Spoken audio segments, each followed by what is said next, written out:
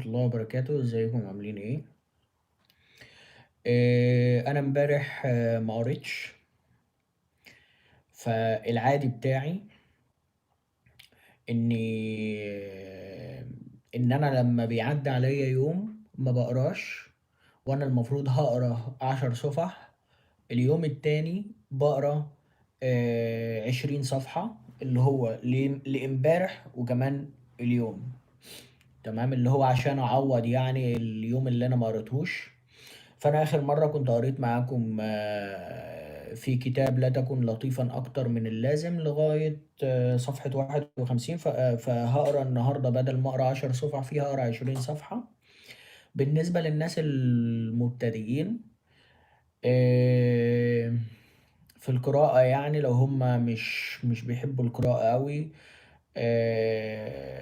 فممكن إن هم يستمروا يعني في ال10 صفحات، يعني اللي هو اللي بيبتدي يعني بلاش ان هو يكون قاسي يعني على نفسه، فيخليه يعني عادي يعني على نفسه.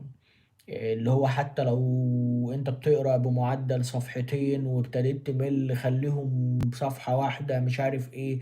بس خلي الروتين حتى لو سطر واحد، خلي الروتين جزء من حياتك، اللي هو الروتين انك تقرأ جزء من حياتك. دي اهم حاجة ودي الفكرة. بالنسبة لي دون العربي، خلينا بقى نقول الكومنت الإنجليزي لما نيجي نبدأ في الإنجليزي. ويلا بقى عشان ما أطولش عليكم.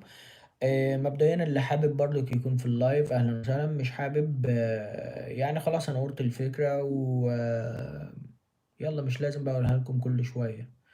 يلا نبدأ.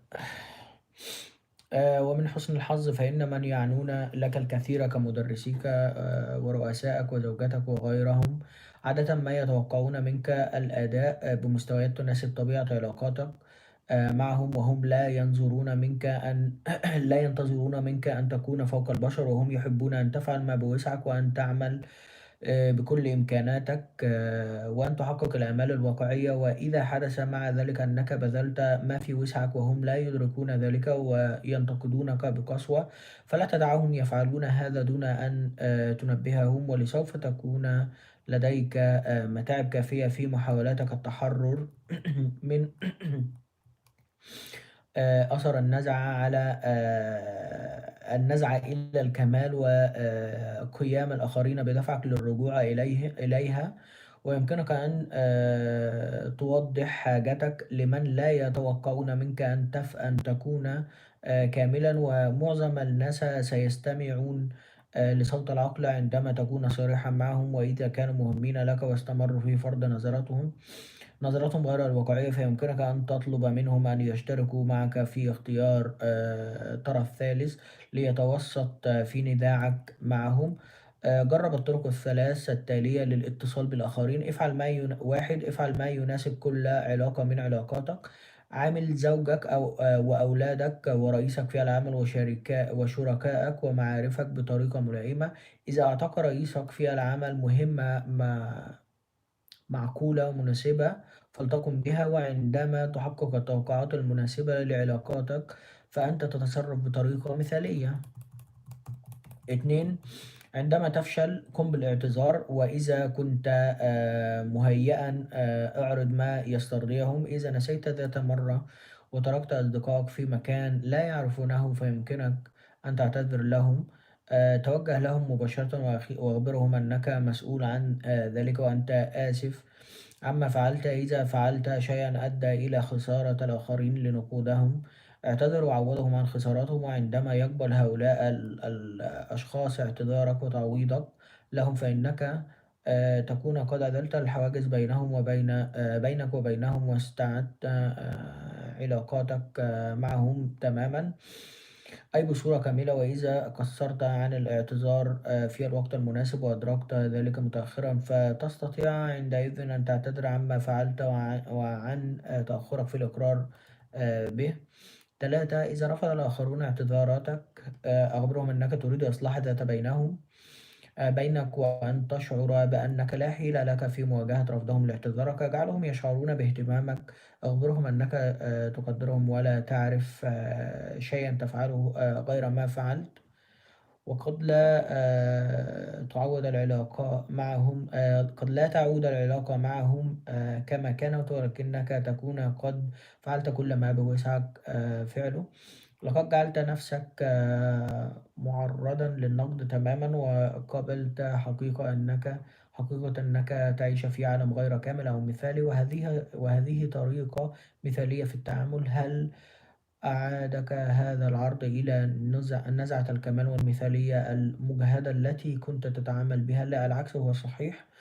هذه سلوكيات عملية وفي متناول الأيدي، حيث أنها لا ترهقك بالضغوط الهدامة للنزعة المثالية وبتقبل نقائضك.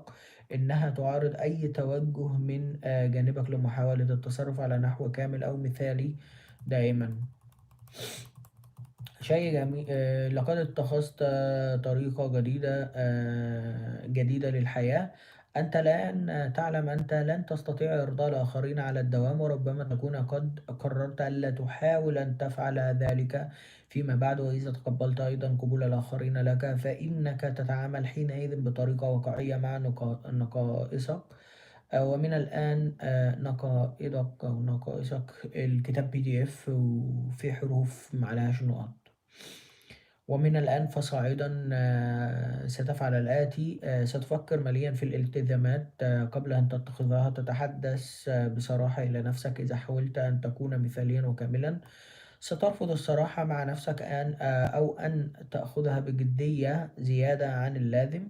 ستتفق مع أولئك الذين ينتقدونك بوجه حق. ستتجنب أولئك الذين يصرون على أن تكون مثاليا. ستمارس الطرق الثلاثة للاتصال بالآخرين بصورة مثالية. وقد تراودك ميولك إلى الكمال والمثالية، ولكنها لن تسيطر عليك أو توقعك في الكآبة بعد ذلك. وأنت تستطيع الاحتفاظ بمبادئك الراقية والواقعية، ولكنك بدلا من التساؤل الدائم عما إذا كنت ترضي الجميع، فإنك سوف تتساءل الآن: هل أشعر أنني صادق أكثر من نفسي؟ ولسوف تظل في حاجة لحب الآخرين لك، ولسوف تشعر دائما بشعور جيد عندما تعرف توقعات الآخرين المعقولة منك والذين يمثلون أهمية لك. وفي بعض الأحيان ستبذل جهدا لا بأس به لإرضائهم بلا شك، ولكنك الآن تستطيع أن تحيا بتسامح جديد تجاه نقصك. ولن تعاني من عبء الإحساس بأنك غير جدير بالقبول أو بأنك غير مقبول، وستظل شخصا لطيفا. الخطأ رقم 2: القيام بالتزامات أكبر من طاقتك. في بداية الأسبوع قضيت أمسياتك في حساب ضرائبك وكتابة خطاباتك الشخصية المتأخرة، وعملت مع أصدقائك لإقامة أحد مسابقات المشي الخيرية. وبحلول ليلة الخميس يكون لديك ولأول مرة ساعتان للشروع في قراءة الرواية التي أعتقد أن هي تحترق شوقا لقراءتها. وعندما اتصل بك صديق للمساعدة في مشروع اجتماعي بلا جدال، وجدت نفسك مضطرا أن تقول: طبعا سأحضر إليك حالا. وفيما بعد في هذه الليلة جررت نفسك إلى السرير متعبا وغاضبا. ذات مساء في بداية السبعينيات وفي منزلنا في أوكلاند، خرجت لأصفر لكلبنا الصغير ذي اللون الأسود والفضي واسمه ريدو. ولكنني عندما شرعت في الصفيرة لم أستطيع. حاولت عدة مرات بلا جدوى، ولاحظت أنني أشعر في ذقني بخضر في ذقني وشفتي. لقد كنت بارعا في الصفيرة، ولذلك سرعان ما تحولت دهشتي إلى قلق. وبعد بضعة أيام وفي عيادة طبيبي قمت بعدة تحاليل، وأجبت العديد من الأسئلة دون أن يظهر دليل على وجود مشكلة بدنية. وأخيرا التفت لي الطبيب وسألني: كم ساعة في المتوسط تعملها أسبوعيا؟ فأخبرته أنني لا أعلم بالضبط ولكنها على الأرجح كثيرة جدا، ثم طلب مني أن آخذ الثلاثة أسابيع التالية لتحديد ساعات عملي، وحدد لي موعد آخر. وفي الزيارة الثانية أعطيته قصاصا من الورق تبين أن ساعات عملي تبلغ 68 ساعة أسبوعيا. قال: عدم قدرتك على الصفير هي إشارة تحذير مبكرة من جهازك العصبي بأنك لا تدير حياتك بصورة صحيحة. وفعلت في ذلك اليوم أنه عندما نكون عموما في صحة أفضل بفعل الأشياء التي نستمتع بها، فإن أجسامنا تتأثر بالعمل الذائب مهما كانت نوايانا حسنة والتزاماتنا نبيلة. وفي تلك الليلة اعتذرت عن طريق الهاتف عن الج... الجنتين في حاجات ممسوحة. الجنة مش عارف ايه، اعتذرت عن طريق الهاتف عن ايه مش عارف. وحذفت عملين من روتيني اليوم لأنهما ليس من الأولويات الهامة، وخفضت على الفور من ساعات عملي إلى مدة تتراوح ما بين 50 إلى 53 ساعات أسبوعيا. وخفضت على الفور من ساعات عملي إلى مدة تتراوح ما بين 50 إلى 53 ساعة أسبوعيا. وثبت أن هذا العبء معقول بالنسبة لي، وأن في منتصف الثلاثينيات من عمري ومع دقيقتين من التأمل وكما توقعت عادة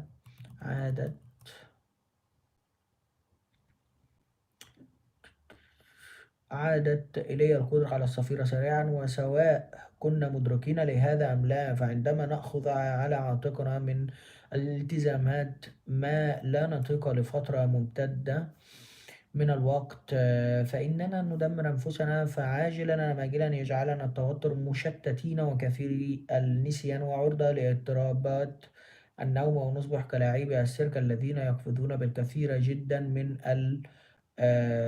الكرات في من الكرات في الهواء، أنا آسف. ونصبح كلاعبي السيرك الذين يقذفون بالكثير جدا من الكرات في الهواء، أو كمان يحاولون القيام بما لا يستطيعون، أو كمان يبحرون بالسفينة ومحملة حملا زائدا فتميل وتغرق. وعادة دون أن نشعر يوقعنا لطفنا في مأزق. إذا قلنا لا لشخص ما يطلب بعضنا من وقتنا نشعر بالأنانية والذنب، وإذا حاولنا أن نفعل كل ما يطلب منا فإن التعب يستنزف حيويتنا وفعاليتنا واستمتاعنا بالحياة بلا شفقة. عندما نتحمل من الالتزامات ما لا نطيق نصبح أيضا غاضبين في أعماقنا على الرغم من عدم تفكيرنا في هذا. وللأسف فإننا لا نوجه غضبنا هذا فقط إلى من يطلبون منا أداء بعض الأشياء على ما في هذا من ظلم، ولكننا نوجهه أيضا إلى أنفسنا لموافقتها على ما يطلبون. والغضب الذي نحوله إلى داخلنا فإنه يؤدي لا مفر إلى الاكتئاب. والمصطلح الشائع لهذه الحالة المجهدة والحديثة هو الإجهاض، استنفاذ الطاقة. وبوصفنا بشر في مجتمع يتسم بالسرعة والتعقيد، فنحن نستهلك طاقتنا كل يوم في أنشطة تضفي على حياتنا المتعة والإثارة، ولكنها أيضا تستنفذ طاقتنا وتعرضنا للتوتر المستمر. ولكي نعمل على تخفيف هذا التوتر واستعادة حيويتنا فنحن نأكل وننام ونمارس الرياضة ونسترخي ونأخذ فترات راحة ونغير من سرعتنا ونقوم بالعديد من أشكال الأنشطة الترويجية، وربما نتناول الكحوليات والنيكوتين والكافيين وغيرها من المخدرات. ولكننا عندما نفرط في الأنشطة التي تستنفذ طاقتنا بدون تعويض لما فقدناه نشعر حينئذ بالفراغ والجفاف، ويتحول توترنا الذي لم نخفف من حدته إلى محنة. وعلى نفس المنوال عندما نحاول أن نكون مثاليين وكاملين ينتهي بنا الحال بحياة تخلو من الصحة والمتعة وبوصفك شخص لطيف، فأنت تعلم دائما أن تحمل الكثير من المسؤوليات، أن تحمل الكثير من المسؤوليات بما يزيد على طاقتك هو أمر يؤدي إلى عكس المطلوب. ولكنك كنت تعتقد أيضا أن هذا هو المفروض عليك أن تفعله، وحتى إذا كنت تريد أن تتوقف عن هذا فأنت لم تكون تعلم كيف تتوقف، أو أنك كنت تفترض في نفسك عدم مقدرتك على ذلك، وكل ما ينتهي إليك بالعطاء الدؤوب. لكنك لست وحدك في هذا العالم، بل ولحسن الحظ يمكنك فعل شيء ما وبالطبع ليس كل شيء بداية الأمر، وينبغي عليك أن تتفهم أسباب معاناتك.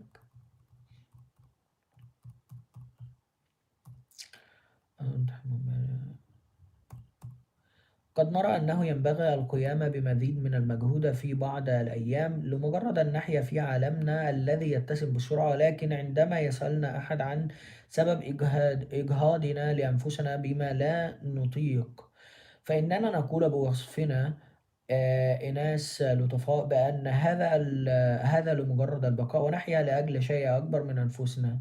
فنحن نريد مساعدة أصدقائنا أو مساندة مجتمعاتنا، ونحن نريد المساهمة في الصالح العام. وعلى مستوى الشعور فهذه أهداف نبيلة ونوايانا حسنة، ولكنني اكتشفت أن حسن النوايا لا يقينا من خطر الإجهاض، وأننا عندما نحمل أنفسنا ما لا نطيق فإن الكثير من الآثار تحدث تحت السطح ولا نراها دون أن ندقق النظر. وفي كل مرة نحاول أن نكون مثاليين وكاملين تكمن وراء أي غاية نبيلة حاجتنا الشديدة لنكون مقبولين، وهذه الحاجة التي لا نعبر عنها هي نفسها التي تدفعنا غالبا لتحمل ما لا نطيق من الأعباء. ففي محاولتنا لتحقيق المثالية والكمال نقوم بالتركيز على الكيف في أنشطتنا، ونسأل أنفسنا هل كان هذا جيدا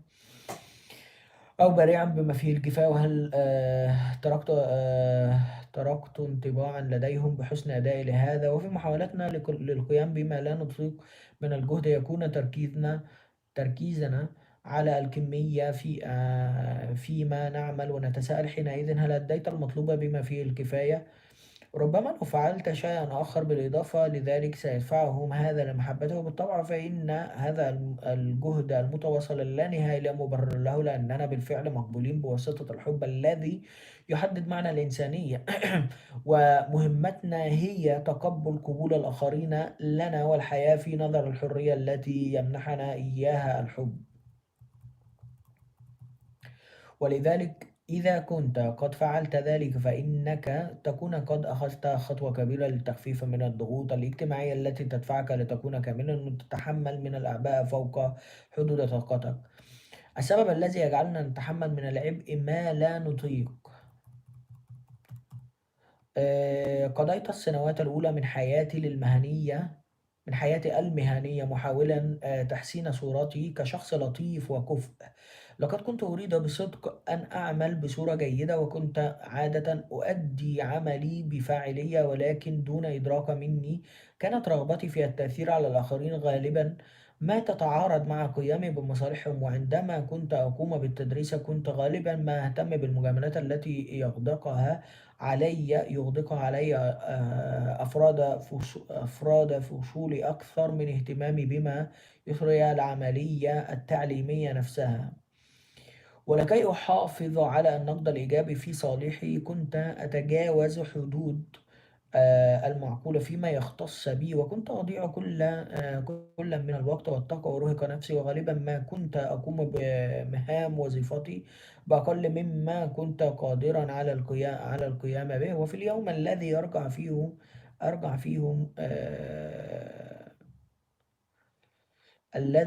فيه الطبيب عدم قدرتي على السفير إلى تحملي من الأعباء ما لا أطيق، فإنني لم أتعلم فقط أن هذا كان ضارا، ولكنني تعلمت أيضا أنني لم أكن أدرك السبب في قيامي بهذا، ولا الغرض الذي أهدف لتحقيقه.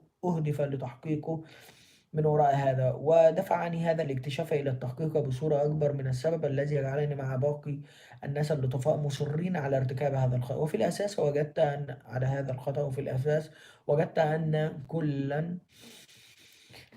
الخطأين محاولة الوصول إلى الكمال وتحمل العبء ما لا نطيق، وتحمل من العبء ما لا نطيق، يرتكزان على افتراضين خاطئين شائعين. الافتراض الأول أن الحب المشروط هو قانون الحياة، والافتراض الثاني يقول لا يوجد أحد لديه مبرر لتقديرنا كما نحن، وكل الافتراضين يؤديان بنا إلى التشكك في النفس وعدم تقدير الذات. ومن الواضح أنني مثل غيري من اللطفاء وبدون وعي إلى حد كبير أمتلك الكثير منهما، وتكمن بذور التشكك في النفس وعدم تقدير الذات في السنوات الأولى من أعمارنا. فبالمقارنة مع أبناء آبائنا والبالغين الآخرين كنا صغارا ضعافا غير مجربين، دون معرفة كبيرة ودون الثقة في أنفسنا. وبالرغم من محاولات الكبار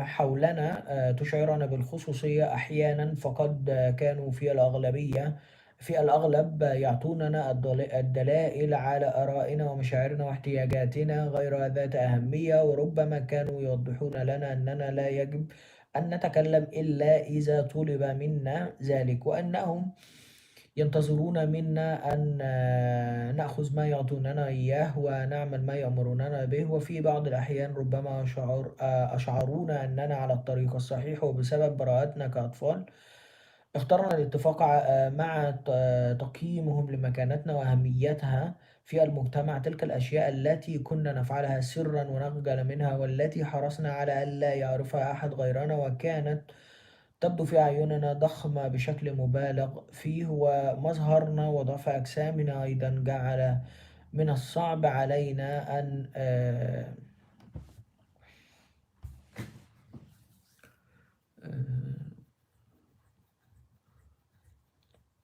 أنا I'm lost.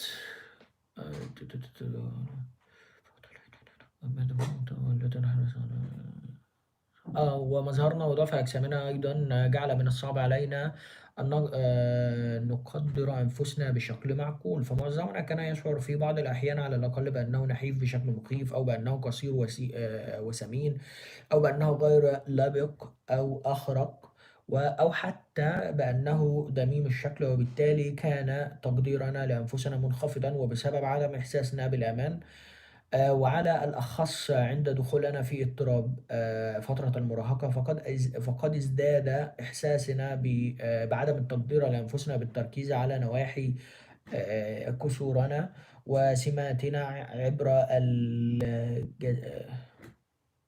غير الجذابة، وبمقارنة جوانب ضعفنا مع جوانب القوة عند أطرابنا. وبعدم تاريخ وبحكم تاريخ مولدي كنت دائما أصغر ولد في الفصول المدرسية التي التحقت بها.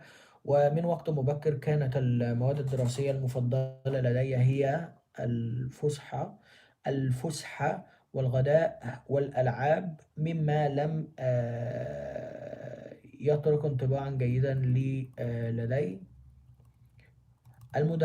لدى المدرسين. وفي المقابل كانت الفتيات الأكثر نضوجا يتصرفن بشكل يوحي بأنهن يستمتعن بعمل الواجبات المنزلية، وبالتبعية كنا يتقن إلى الحصول على تقديرات جيدة. وبالنسبة لي فقد كان تقديري هو مقبول في معظم المواد، ليس فقط لأنني كنت ألعب أكثر مما أذاكر، ولكن لأنني أصبحت أشعر بالغباء بالمقارنة معهن، وكنت أخاف من المنافسة والتعرض لإحراج أكبر. وبينما كنت أسعى لإثبات نفسي في الألعاب الرياضية، كانت تقارير المدرسية تثبت واحدة تلو الأخرى أنني تلميذة متوسطة وفي سنتي النهائية بالجامعة، وليس قبل ذلك أدركت أنني أعيش حاملة في ذهني صورة سلبية لنفسي وتاريخي السابق، بدلا من أن نعيش وفق قدراتي ولحسن الحظ. فلقد أدركت في هذا الوقت أيضا أنني أدين لنفسي وللعالم بأكثر مما أقدم، وبدأت أعمل وفقا لقدراتي، وأعتقد أنني كنت خائفة من أن أتخلف عن الركض. ولأن معظمنا تمت تنشئته ليكون لطيفا، فلقد كبرت صورنا السلبية عن أنفسنا وكبرنا بداخلها.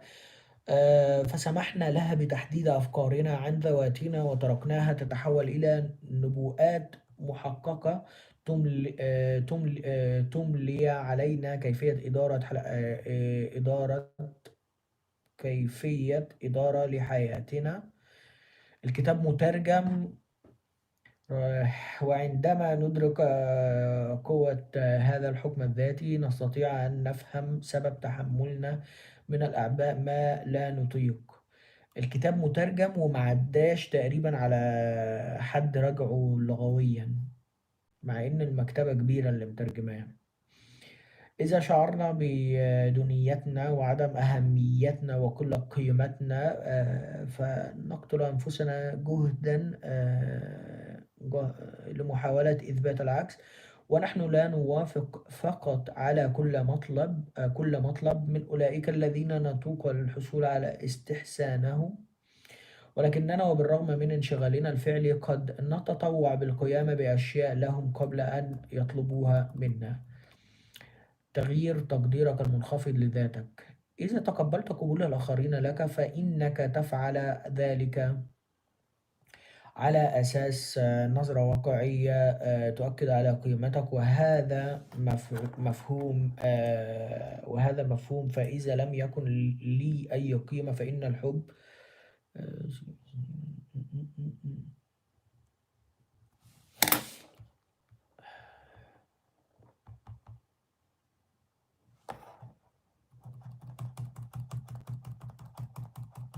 الذي يدور العالم في فلكه لن يعتبرني جديرا بالقبول. وإذا كنت تعرف الحب غير المشروط للأسرة والأصدقاء، فقد يفيدك هذا كمرآة ترى فيها ذاتك الحقيقية وتعطيك هذه الرؤية تبعا لذلك دفعة أو نقطة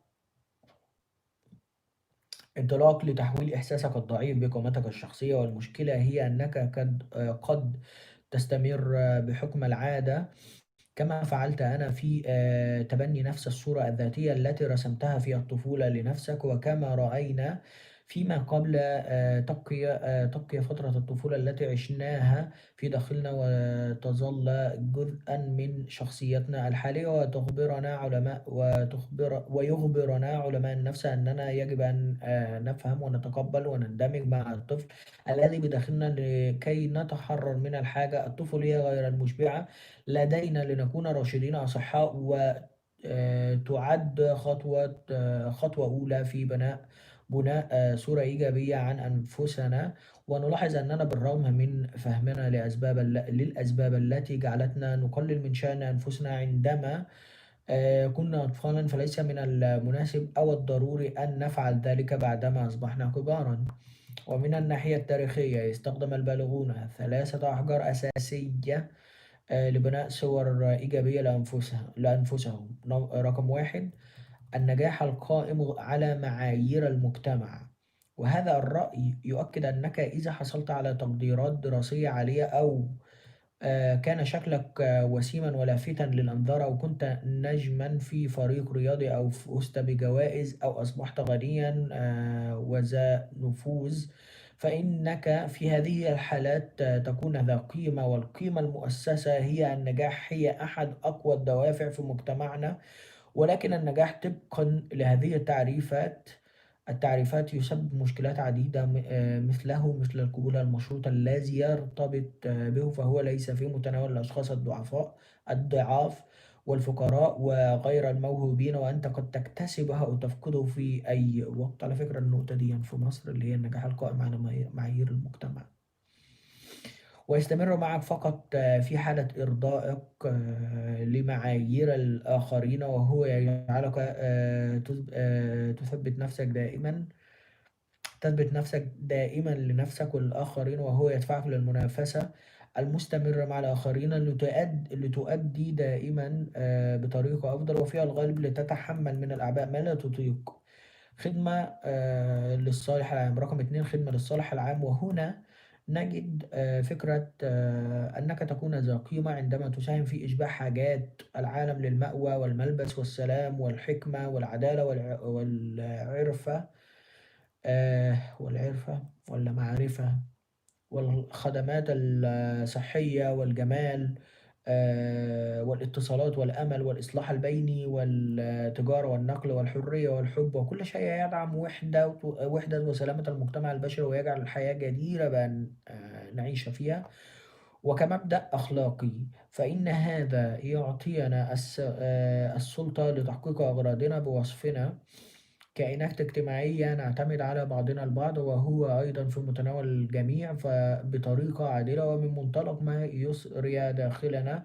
فهو يعد خطوة هائلة تتجاوز العيش فقط لاكتساب الثروة والقوة لخدمة مصالحنا الذاتية. ومع ذلك فحجر الأساس الثاني هنا هذا يعتمد على الأداء مثله مثل الأول، وهكذا فالإشباع الذي يحققه كالإشباع الذي يحققه النجاح الاجتماعي، وقد يغرينا للقيام بالمزيد من الأعباء، حيث يجعلنا نعتقد أننا نكتسب قيمتنا من انشغالنا الزائد ومن تفوقنا على أنفسنا وتضحياتنا من أجل الآخرين، أو عند بلوغ الحد الأقصى عندما نعاني في الواقع. ولذلك فبينما يكون من الضروري علينا أن نلزم أنفسنا بخدمة الصالح العام بدلا من التركيز ببساطة على النجاح الاجتماعي والمادي، فنحن بحاجة إلى أن نذكر أنفسنا أننا نستطيع أن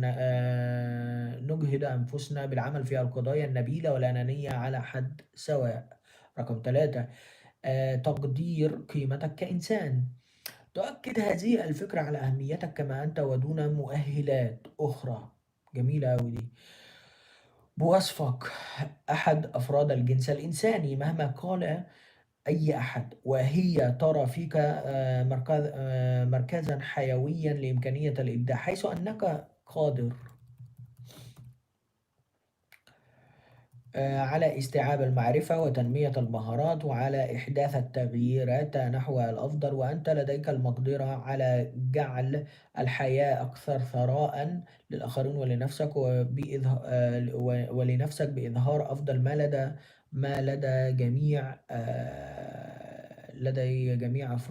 جميع الأشخاص الذين تتصل بهم. وهذه النظرة الخاصة تؤكد على قيمتك عن طريق القول بأنه لا يوجد أحد سواك يستطيع القيام بالأشياء البناءة التي تقوم بها في زمانك ومكانك الخاصين بك وبمواهبك الفريدة. وهكذا تعارض هذه النظرة الصورة الذاتية السلبية التي رسمتها لنفسك في الطفولة، والتي قد لا تزال تحملها بعد أن شببت عن الطوق، ولأنك تمتلك قيمة كبيرة. فإن هذا الرأي يقول أنه يجدر بك أن تستخدم طاقتك ووقتك بالطرق المسؤولة التي تختارها بدلا من تحمل ما لا تطيقه من الأعباء. الحق أننا نادرا ما نعيش وفقا لإمكانياتنا المحتملة أو نفي بالآمال التي نضعها لأنفسنا والمعايير التي نحكم بها على الآخرين. ومهما كانت نوايانا حسنة فإننا غالبا لا نتمكن من القيام بأقصى ما في وسعنا بسبب الجهل وسوء الفهم والتحيز وضغوط الأقران وعدم النضج الوجداني. ويظهر التاريخ أنه تحت هذه المؤثرات وبعض الظروف الخطرة والتي لا نتمنى أبدا أن نواجهها، فإننا نحن الإناث اللطفاء نكون قادرين على الإيذاء والمكر والعنف والشرور الجاهلية. ومع ذلك فبالرغم من جوانبنا السيئة ونواحي قصورنا وتناقضاتنا التي لا تحصى، فنحن مخلوقات رائعة غامضة نستحق الاحترام، وذلك بدءًا من احترام ذواتنا، وعندما نسمح لحقيقة أننا محبوبون بأن تستأصل عدم تقديرنا لأنفسنا، نصبح قادرين على إقامة علاقات ومجتمعات يسودها الحب. وبالطبع أنت لا تستطيع التقدير فقط من أجل آآ إمكاناتك المحتملة، ولكن أيضًا لما تفعله بحياتك في الواقع، ولقد تعلمت أهمية أن تتقبل نفسك كما أنت، ولكن لا يجب أن تبقى كما أنت تمامًا. ولقد أدركت التفاوت بين نفسك الواقعية، أي ماهيتك في اللحظة الحاضرة، ماهيتك في اللحظة الحاضرة، ونفسك الحقيقية، أي ما يمكن أن تحققه في ذاتك بأقصى طاقاتك المتحررة والمتكاملة والمتوازنة. وأنت تعمل على سد الفجوة بينهما، فأنت تبذل طاقة كبيرة لتنمية جوانبك البدنية والعقلية والنفسية والوجدانية والاجتماعية والمعنوية والأخلاقية، لكي تصبح أكثر فاعلية ونضجًا وسعادة. وفي هذه اللحظة أنت تقرأ هذا الكتاب لتحسين معرفتك بنفسك ومهاراتك ومهاراتك. والنقطة الأهم في هذا الأساس الثالث هي أنك ذو أهمية، وأنك تستحق التقدير حتى وإن لم تكون غنيًا أو مشهورًا. ومهما تكن استفاداتك من هذين الأساسين الأولين، فمن الضروري أن تتبنى صورة إيجابية لنفسك تقوم ببساطة على أساس ماهيتك، وما يجب أن تقدم من عطاء، فقد لا تكون بنفس القوة والكفاءة التي كنت تتمناها لنفسك، ولكنك أيضًا لست بنفس الضعف والعجز التي تعتقده في نفسك. وقد لا يعمل هذا التقييم المتزن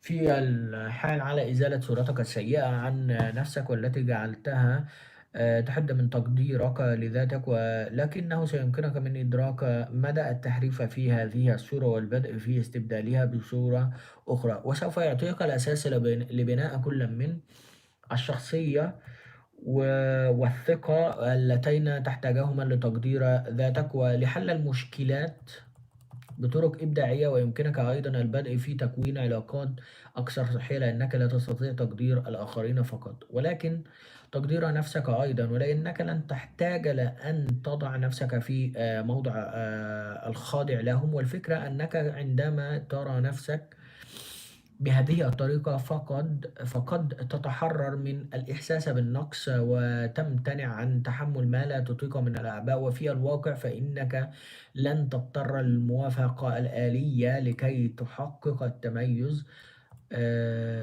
لأنك ستعلم أنك بالفعل متميز، وهذا قد يحررك أيضًا بالدرجة التي تقول معها لشخص قريب منك لأول مرة في حياتك: سأقدر نفسي على حقيقتها، وأنا أدرك الآن أنني أؤدي بصورة جيدة، ويجب أن أعتني باحتياجاتي وأحافظ على وقتي وطاقاتي بألا أتحمل من الأعباء ما لا أطيق. ولكن افترض أن إحساسك لتقدير الذات منخفض ومتعمق حتى أنك لن تتمكن على الأقل في المحاولة الأولى أن تقوم بهذه التأكيدات الإيجابية لنفسك، ولكنك لديك الكثير من الرفقاء ولا ينبغي أن تيأس. يجب أن تعمل جاهدا لتحقيق ذلك، وإليك 3 تمرينات يمكنك أن تؤديها. امتدح جوانبك واحد وإليك 3 تمرينات يمكنك أن تؤديها. 1. امتدح جوانب قوتك بدلا من النظر إلى جوانب الضعف والقصور والفشل الحالية. ركز على مزاياك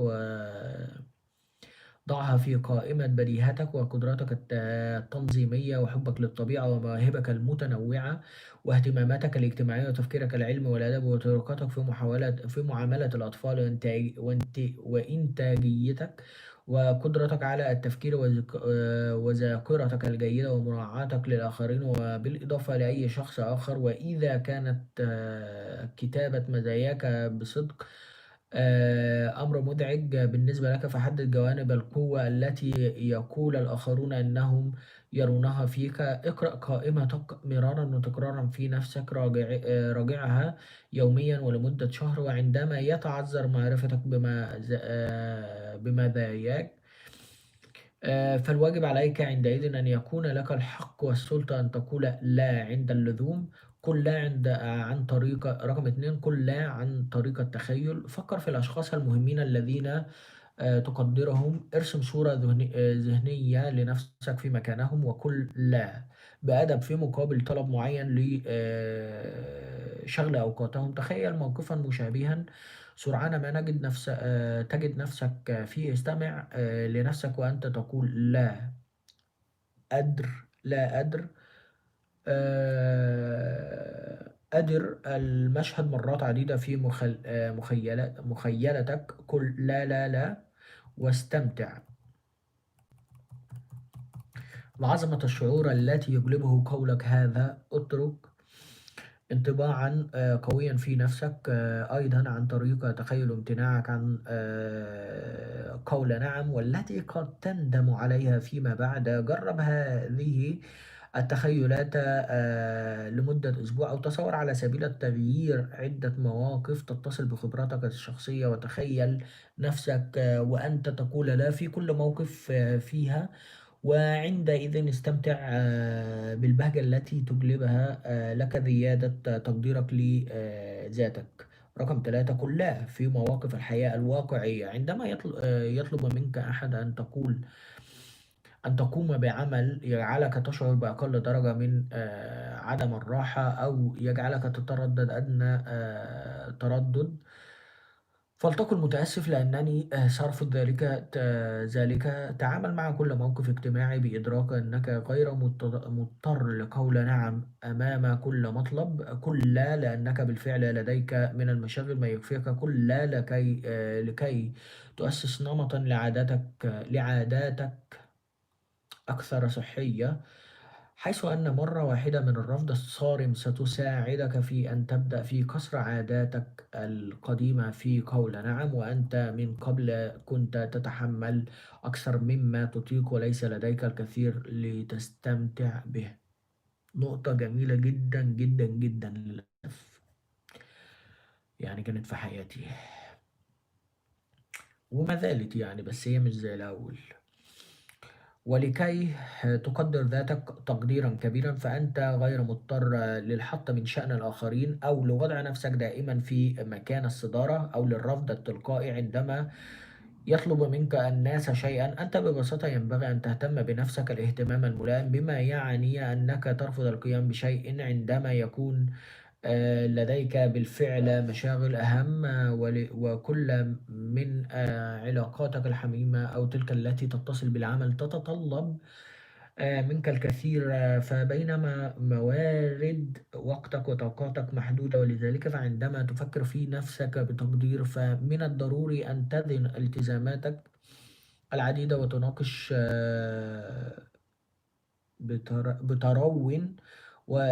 بترون مع نفسك والآخرين أي تعهدات جديدة. وإذا كنت تثق بنفسك والعالم من حولك عن طريق تقبلك قبول الآخرين لك، وتعتمد على فكرة أن قيمتك تنبع من كونك إنسانا، فإن لديك بداية حالية لإنشاء إحساس قوي بالنفس، وعليه تستطيع تنمية هذا الإحساس بأن تحيا لأنك ذو قيمة، لأنه يمكنك أن تجعلك حياتك أكثر فعالية، ويمكنك كذلك تحديد أهداف ذات قيمة لديك، ووضع خطط معينة للوصول إلى هذه الأهداف، ولكنك بصورة متوازنة. تنظيم الحياة ولكن بصورة متوازنة. آه، وضع خطط معينة للوصول إلى هذه الأهداف ولكن بصورة متوازنة. تنظيم الحياة بطريقة متوازنة. إذا تقبلت نفسك وعززت إحساسك بقيمتك الذاتية عن طريق تقديرك السليم لشخصيتك الواقعية، فإنك ستجد الصعوبة أقل عما مضى في تحقيق التوازن لحياتك عن طريق إدارتك لوقتك، وفي نفس الوقت قد لا يكون الأمر سهلا مع كل ذلك، ويكون هذا صحيحا على الخصوص إذا لم يكن لديك أدنى فكرة عما ينبغي عليك عمله، أو إذا كنت دائما تعتقد وما تزال أن كل ما تحتاجه لإدارة حياتك هي النوايا الحسنة والتلقائية. ويعتقد الكثير من الناس أنهم طالما كانوا لطفاء فإن حياتهم تكون متوازنة، ولذلك إلى حد ما قد تكون متحمل من الأعباء الكثير وتعاني من الإجهاض. أي استنفاذ طاقتك لأنك لا تملك خطة. وإذا كان الأمر كذلك فيجب أن تعلم أن تخطيط الحياة في هذه الأيام ليس طرف ولا نشاط، آه، لا للزوم له، ولكنه مهارة ضرورية للبقاء. نعم، إن الحياة هي أكثر من إدارة الوقت، ولكنك إذا لم تنجح في تنظيم حياتك فلن تتمكن من تحقيق التوازن اللازم لكي تشق طريقك في عالم اليوم. والتوازن له بعدين، وكلاهما يمكن تشبيهه بقيادة الدراجة. فلكي تظل منتصبا يجب أن توازن بين الدفع والجذب لمتناقضات الحياة: منفعل جدا، عاطفي جدا، كثير جدا، قليل جدا، سريع جدا، بطيء جدا، تقليدي جدا، حديث جدا، حذر جدا، متهور جدا، جاد جدا، أحمق جدا، كبير جدا، صغير جدا، حار جدا، بارد جدا، قوي جدا، ضعيف جدا. والقائمة لا نهاية لها. والتوازن يستلزم منك أن تحتفظ بجزء كبير من كل واحد من هذه المتناقضات، وأن تعيش في الوسط بينهما مكتسبا نسبة من كل صفة دون أن تميل لإحداها على حساب الأخرى. فتخل بتوازنك. والصورة الأخرى التي يمكنك استخدامها لفهم التوازن هي صورة لاعب السيرك على الدراجة. تخيل كيف يقود الدراجة طريقا قضيب التحكم ولاعبا بأشياء مختلفة الأوزان والأحجام والخامات، قاذفا إياها في الهواء. اجعل هذه الأشياء تمثل أنشطتك الجارية التي تستهدف مقادير مختلفة من وقتك وطاقتك: تنظيف أسنانك بالفرشاة، والانتقال إلى مكان عملك، والأكل والعمل والاستراحة، ورعاية الحديقة، والقراءة، ومشاهدة أخبار الساعة السادسة، ودفع الفواتير، وممارسة الحب، وهلم جرة. ومهمتك أن تعطي هذه الأنشطة ما تستحقه من الاهتمام والوقت والجهد على أساس أهميته بالنسبة لك. والحياة في هذه الأيام تشبه ركوب الدراجة عبر طرق متعرجة وعبر وغيره كثيرة المرتفعات، بينما توظف بالموز والبالونات وكرات البولينج في الهواء كلاعب السيرك. ومهما كنت تتغلب على المنعطفات والحفر فإنك ستفقد توازنك أحيانا، مثل أي شخص آخر. أو قد تسقط منك كرة أو موزة، أو قد تسقط أنت على وجهك. ولحسن الحظ عندما يحدث ذلك فإنك تستطيع أن تنهض وتبدأ من جديد في ركوب الدراجة، مجتهدا في أن تستعيد توازنك بأسرع ما يمكن. ولكن النقطة الأساسية هي أن تقوم بتنظيم الأيام والأسابيع والشهور حتى تتقدم على طريق الحياة محققا التوازن الأساسي. إذا كيف يتحقق لك ذلك؟ أولا، اهتم باحتياجاتك الإنسانية الأساسية التي تتضمن الأسرة والأصدقاء والعمل واللعب الراقي والتعبير المبدع، التغذية البدنية والروحية، والمساهمة في المصالح العامة، والاستراحة، والتمارين الرياضية، والمعلومات، والحكمة، والتخطيط. وعندما تفي بهذه الاحتياجات الأساسية فإنك تكون صنعت لنفسك أساسا قويا للحياة المتوازنة. وبالطبع ينبغي عليك أيضا الاهتمام بانتظام بعدد من المهام المعتادة والتي قد تكون ثانوية ولكنها هامة جدا في عالم اليوم، مثل الصداقة والتسوق للاحتياجات الأساسية وقص الشعر وصيانة سيارتك وتقديم الخدمات للآخرين، وهي قائمة أخرى من القوائم التي لا نهاية لها. وهناك 3 أسس للاحتفاظ بالتوازن الضروري بين الأهداف الأساسية والثانوية. 1. نم على التو اتجاها قي نمي على التو اتجاها قيما لحياتك على أن يكون طويل المدى. 2. استجب بذكاء لطلبات الآخرين التي تستهلك وقتك وجهدك. نظم وقتك المحدود كما تراه بطريقة فعالة، والفكرة هي أن ترتب حياتك بقدر الإمكان حتى لا تنحرف عن وجهاتك أو تقضي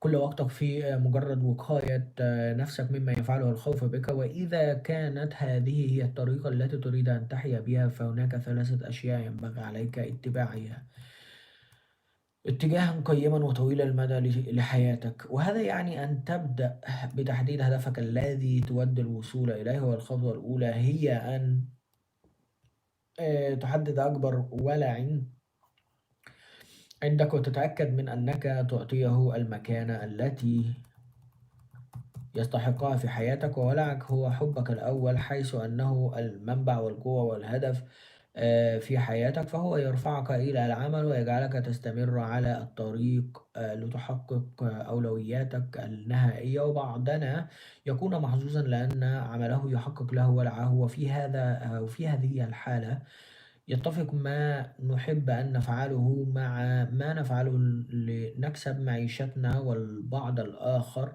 منا يضطر للعمل فيما لا يحقق له ولعه بالمرة. وحينئذ نعيش لكي نثرى ونسعد نثري ونسعد أسرنا، أو نخدم قضايانا قضايا، أو نخدم قضايا اجتماعية معينة، أو ببساطة لكي نحاول أن نؤثر تأثيرا حقيقيا في الحياة، ولكن بصرف النظر عن الهدف الذي ينصب عليه ولعنا، وبما يساعدنا على أن نسهم في المصلحة العامة ونجعل العالم أفضل. فإنه يجعل لنا هدفا جديرا باهتمامنا وصفية تجاها لحياتنا.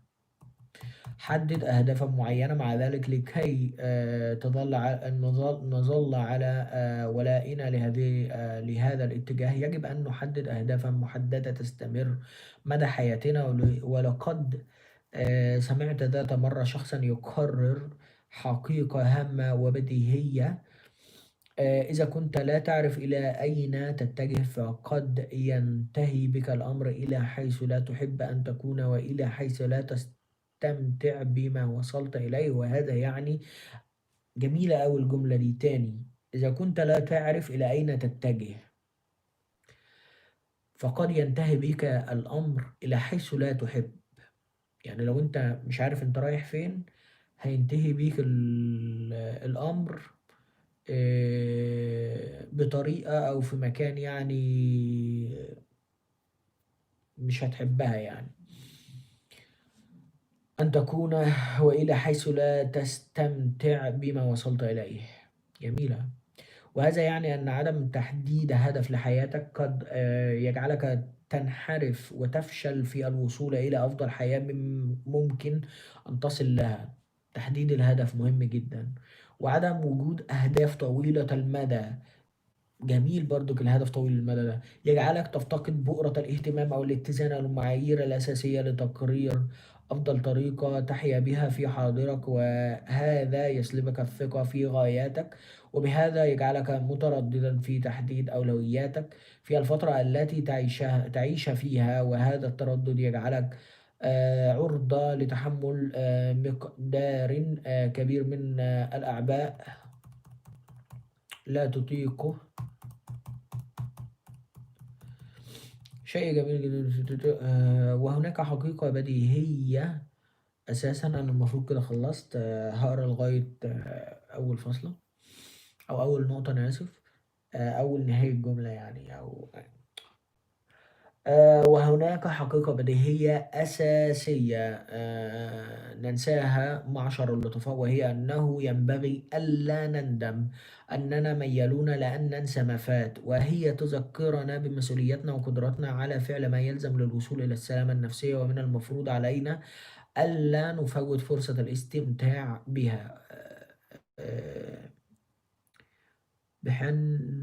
بحن ندين يكن ممسوحة دي، ندين لأنفسنا بعدم خيانة مصالحنا وبجارة أخرى.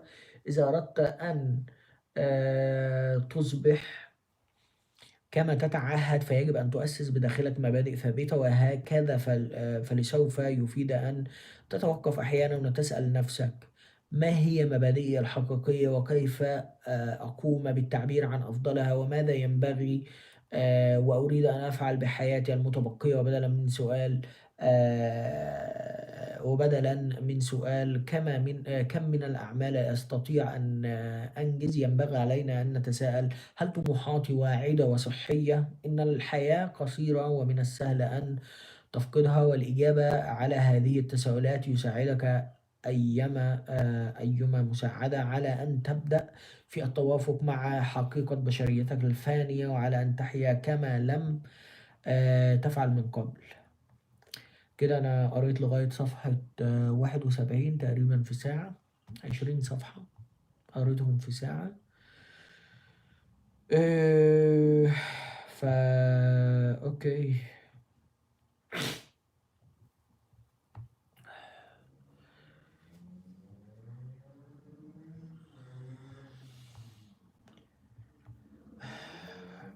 طيب هنخش دلوقتي على الكتاب اللي هو The Power of Now. وأنا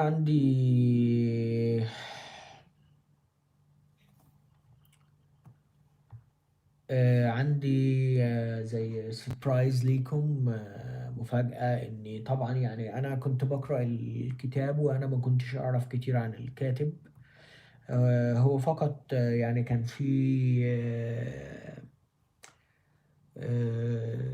في مذيع أحمد الشقيري.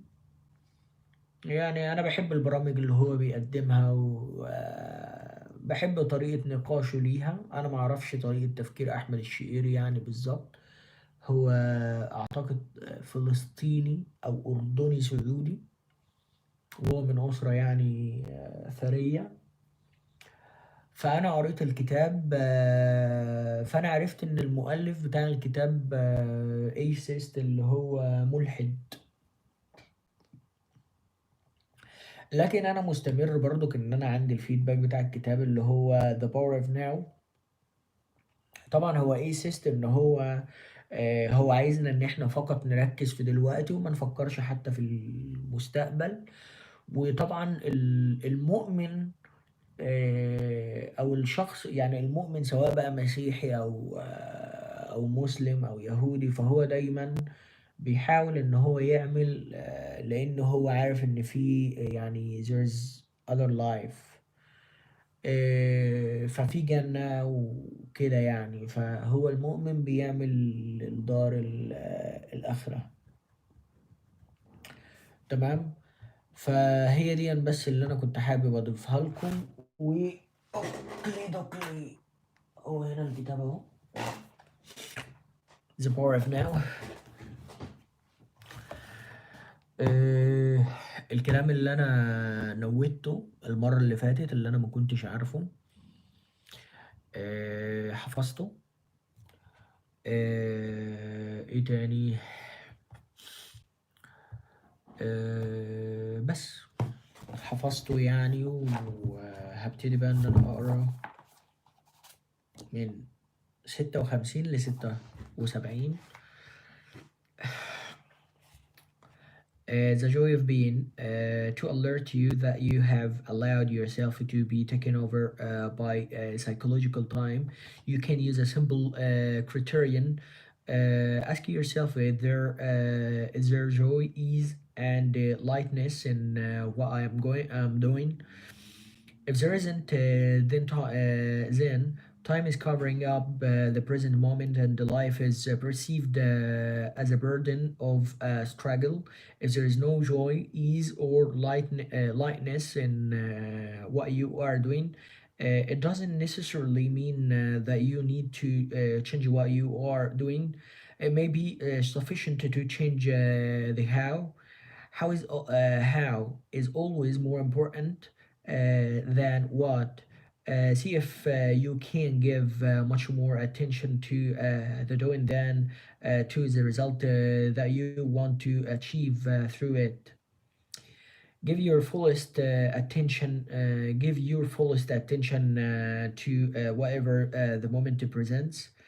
This implies that you also completely accept what is because you can't give your full attention to something and at the same time resist it. As soon as you honor the present moment, all unhappiness and the struggle dissolve, and the life begins to flow with joy and ease. When you act out of present moment awareness, whatever you do becomes imbued with a sense of quality, care, and love. Even the most simple action imbued. I don't know it. I didn't know. So just I mention it down.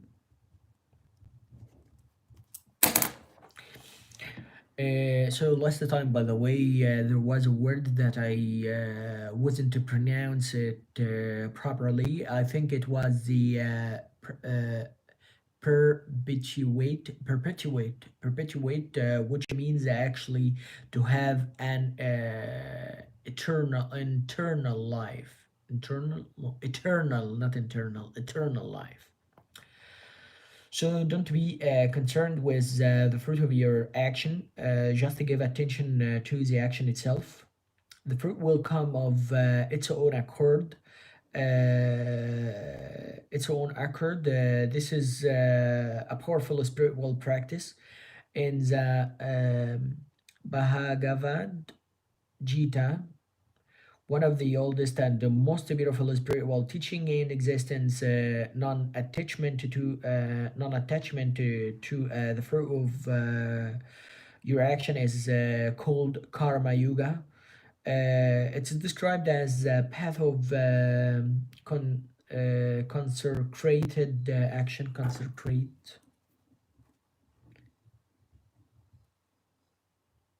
Consecrated, not consecrated. When the compulsive striving away from the now ceases, the joy of being flows into everything you do. The moment your attention turns to the now, you feel a presence, a stillness, a peace. You no longer depend on the future for fulfillment and satisfaction. You don't look to it for salvation. Therefore, you are not attached to the results. Neither failure nor success has the power to change your inner state of being. You have found the life under earth, your life situation. In the absence of psychological time, your sense of self is derived from being. Mm,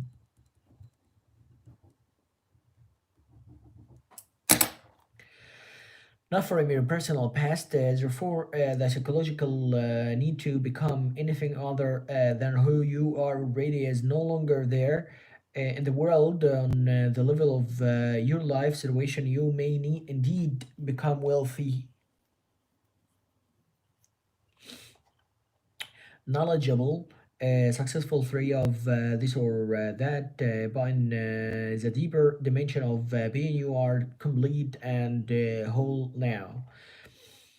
In that state of wholeness, would we still be able or willing to pursue external goals?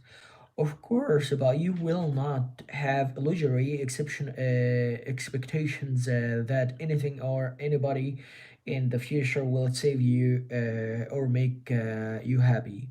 As far as your life situation is concerned, there may be things to be attained or acquired. Um, that is a world of form of gain and loss. Yet on a deeper level, you are already complete, and when you realize that there is a playful, joyous energy behind what you do, being free of psychological time, you no longer pursue your goals with grim determination, driven by fear, anger, discontent, or the need to become someone, nor will you remain inactive through fear of failure, which to the ego is loss of self. When your deeper sense of self is derived from being, when you are free of becoming as psychological, need and neither your happiness nor your sense of self depends on the outcome, and so there is freedom from fear. You don't seek permanency where it can't be found in the world of form of gain and loss, birth and death. You don't demand that situations, conditions, places, or people should make you happy and then suffer when they don't live up to your expectations. Everything is honored, but nothing matters. Forms are born and die, yet you are aware of the eternal under earth, the forms. You know that nothing real can be threatened. When this is your state of being, how can you not succeed? You have succeeded already. Mind strategies for avoiding the now, loss of now, the core delusion. Even if I completely accept that ultimately time is an illusion, what difference is that going to make in my life? I still have to live in a world that is completely dominated by time. Intellectual agreement is just another belief and won't make much difference to your life. To realize this truth, you need to live it.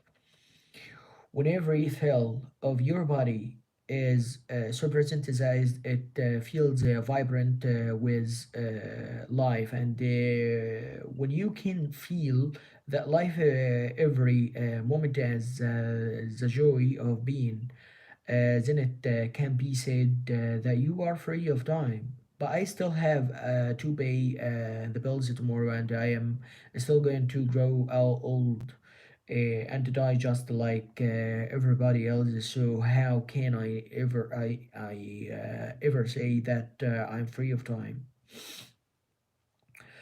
Tomorrow's bills are not the problem. The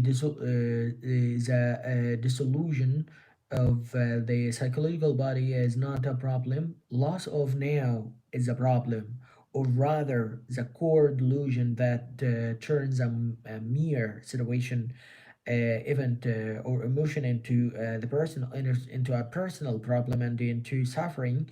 Loss of now is loss of being. To be free of time is to be free of psychological need of past for your identity and the future for your fulfillment. It represents the most profound transformation of consciousness that you can imagine. In some rare cases, this shift in consciousness happens dramatically and radically once and for all. When it does, it usually comes about through total surrender in the midst of intense suffering. Most people, however, have to work at it. When you have had your first few glimpses of the timeless state of consciousness, you begin to move back and forth between the dimensions of time and the presence. First, you become aware of just how rarely your attention is truly in the now. But to know that you are not present is a great success. That knowing is present, even if initially it only lasts for a couple of seconds of clock time before it is lost again. Then, with increasing frequency, you choose to have the focus of your consciousness in the present moment rather than in the past or future or future, and whenever you realize that you had lost the now, you are able to stay in it now just for a couple of seconds, but for longer periods as perceived from the external perspective of clock time. So before you are firmly established in the state of presence, which is to say before you are fully conscious, you shift back and forth for a while between consciousness and unconsciousness, between the state of presence and the state of mind identification. You lose the now and you return into it again and again. Eventually, presence becomes your predominant state. For most people, a presence is experienced with never at all or only accidentally and briefly on rare occasions without being recognized for what it is. Most humans alternate not between consciousness and unconsciousness, but only between different levels of unconsciousness, ordinary unconsciousness, and deep unconsciousness. What do you mean by different levels of unconsciousness? As you probably know, in sleep you constantly move between the phases or dreamless sleep and the dreamy state. Similarly, in wakefulness, most people only shift between ordinary unconsciousness and the deep unconsciousness. What I call ordinary unconsciousness means being identified with your thought processes and the emotions, your reactions, desires, and aversions. It's most people's normal state, and that state you are run by the egoic mind, and you are unaware of being. It's a state not of acute pain or unhappiness, but of an almost continuous low level of unease, discount, boredom, or nervousness, a kind of background static. You may not realize this because it is so much a part of normal living, just as you are not aware of a continuous low background noise, such as the hum of an air conditioner, until it stops. When it suddenly does stop, there is a sense of relief. Many people use alcohol, drugs, sex, food, work, television, or even shopping as anesthetic. Oh my god, this word. Anesthetics.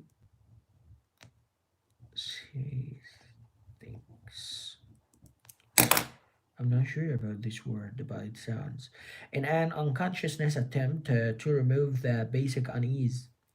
When this happens, an activity that might be very enjoyable if used in moderation becomes imbued with compulsive or addictive quality, and all that is ever achieved through it.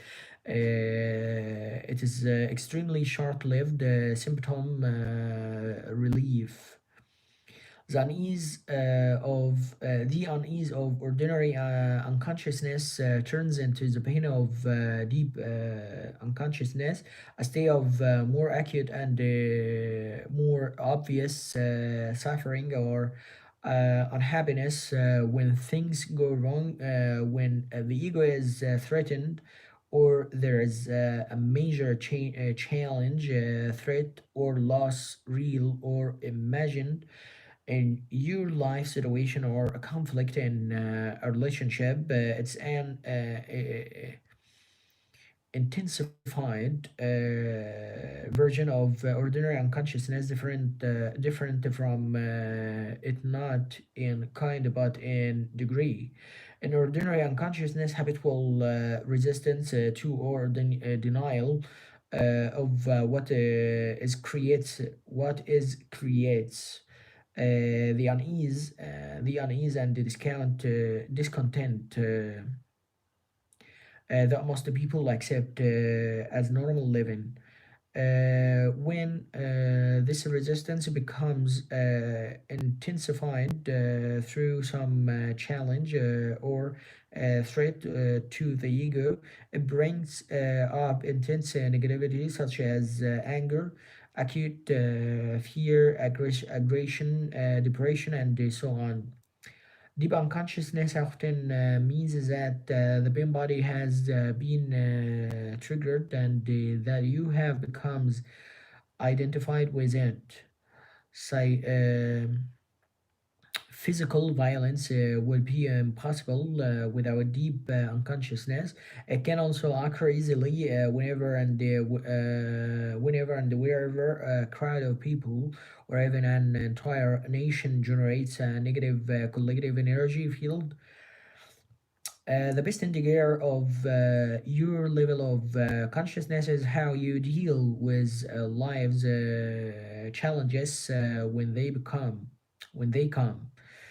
Through those challenges, and the already unconsciousness person tends to become more deeply unconscious, and a conscious person more intensely conscious. You can use a challenge to awaken you, or you can allow it to pull you into even deeper sleep, turns into a nightmare. If you can't be present even in normal circumstances, such as when you are sitting alone in a room, walking in the woods, or listening to someone, then you certainly want to be able to stay conscious. When something goes wrong, or you are faced with difficult people or situations with loss of, or the threat of loss, you will be taken over by a reaction, which ultimately is always some form of fear, and pulled into deep unconsciousness. Those challenges are your tests. Only the way in which you deal with them will show you and the others where you are at, as your state of consciousness is concerned, not how long you can sit with your eyes closed, or what vision you see. So it is essential to bring more consciousness into your life in ordinary situations, when everything is going relatively smoothly. And this way you grow in presence power. It generates an energy field in you and around you of a high vibrational frequency. No unconsciousness, no negativity, no discord or violence can enter that field and survive. Just as darkness can't survive in the presence of light. When you learn to be the witness of your thoughts and the emotions, which is an essential part of being present, you may be surprised when you first become aware of the background static of ordinary unconsciousness, and realize How rare, if ever you are truly at ease within yourself. On the level of your thinking, you will find a great projection away from the now. On the emotional level, there will be an undercurrent of unease, tension, boredom, or nervousness. Both are aspects of the mind in its habitual resistance mode. What are they seeking? Carl Jung tells is one of his books of a conversation he had with a Native American chief who pointed out to him that in his perception most white people have dense faces, starting eyes, and a cruel um demeanor.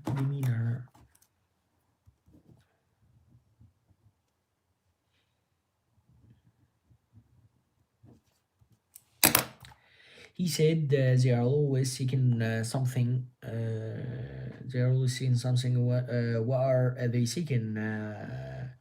The whites always want something. They are always uneasy and restless. We don't know what they want. We think they are mad. They are mad. The undercurrent of constant unease started long before the rise of Western industrial civilization, of course. By Western civilization, which covers almost the entire globe, including most of the East, it manifests in an unprecedentedly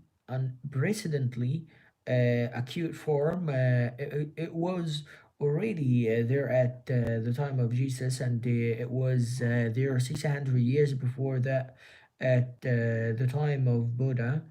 And long before that, why are you always anxious? Jesus asked his disciples,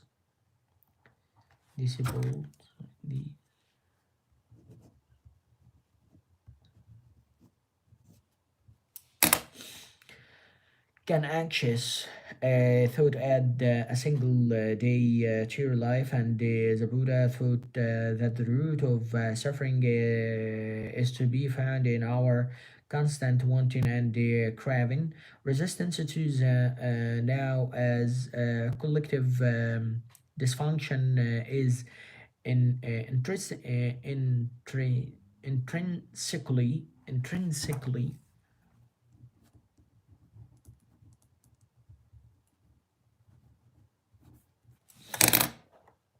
connected to loss of awareness of being, and forms the basis of our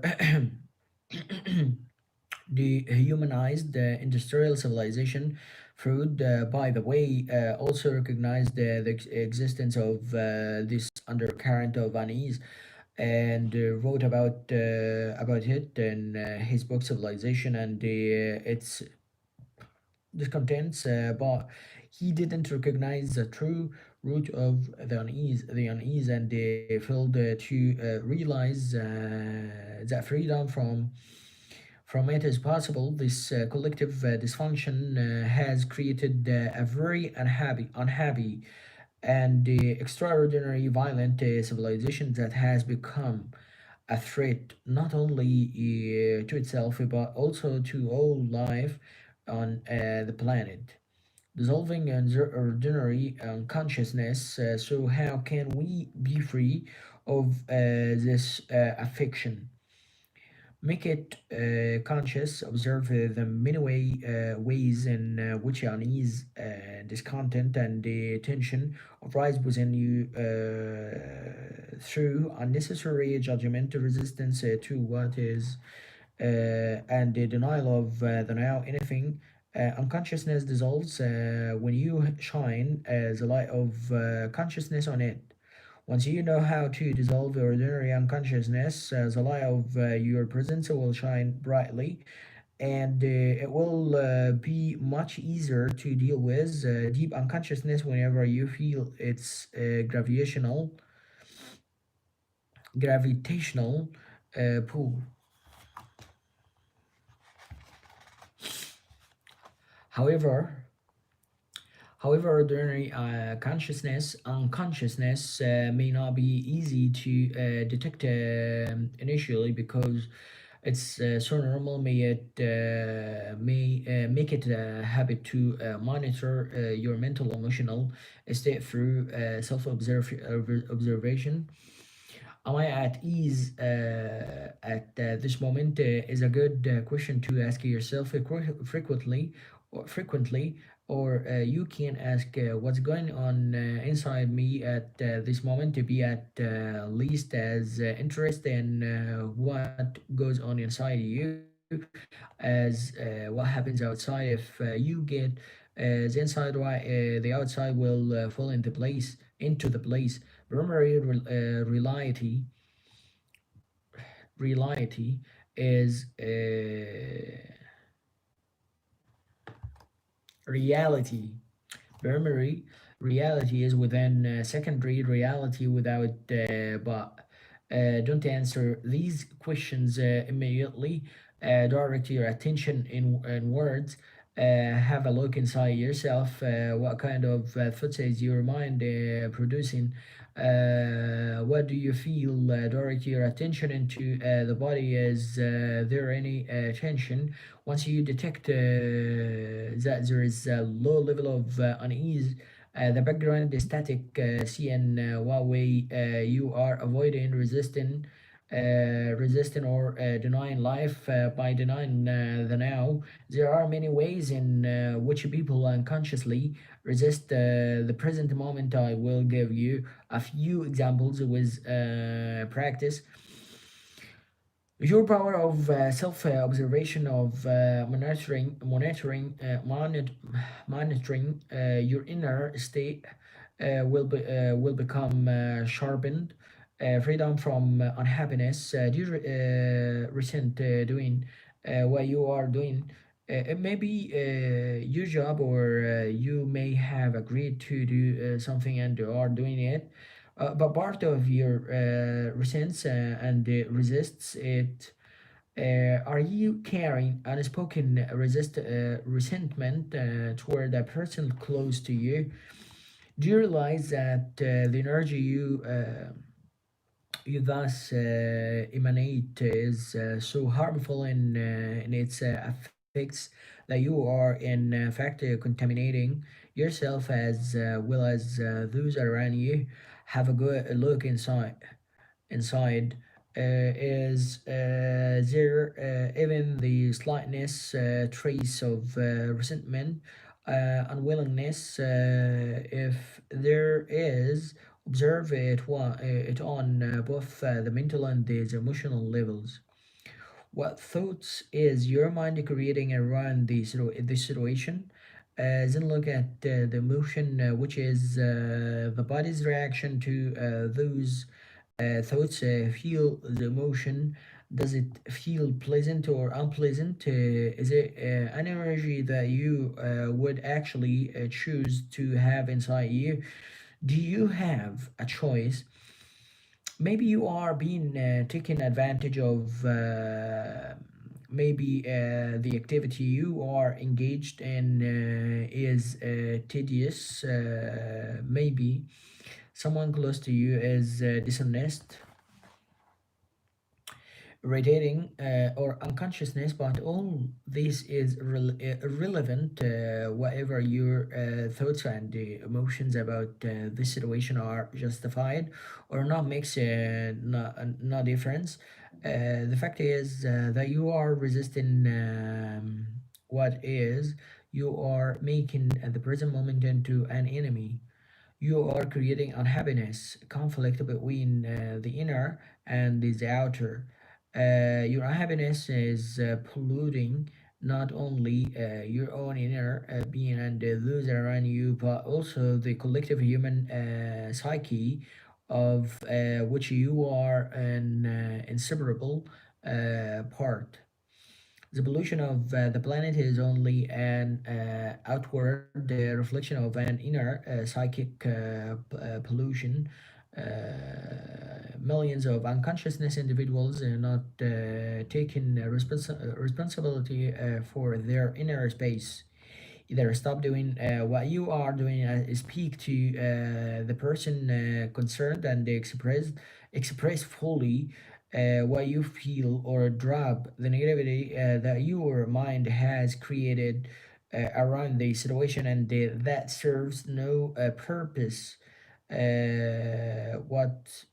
whatsoever. Where's the, yeah, it's here. What Where the word? Oh my god, I lost it. It's around here. Oh my god, where's the word? Yeah, it's here. Whatsoever. Whatsoever. Whatsoever. Except to strengthen false sense of self, recognizing its futility is important. Futility.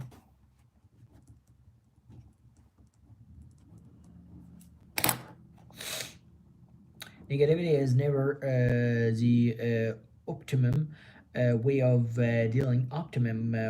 dealing with any situation. In fact, in most cases, it keeps you stuck in it, blocking real change. Anything that is done with negative energy will become contaminated by it, and in time give rise to more pain, more unhappiness. Furthermore, any negative inner state is contagious. Unhappiness spreads more easily than a physical disease through the law of resonance. It triggers and defeats latent negativity, latent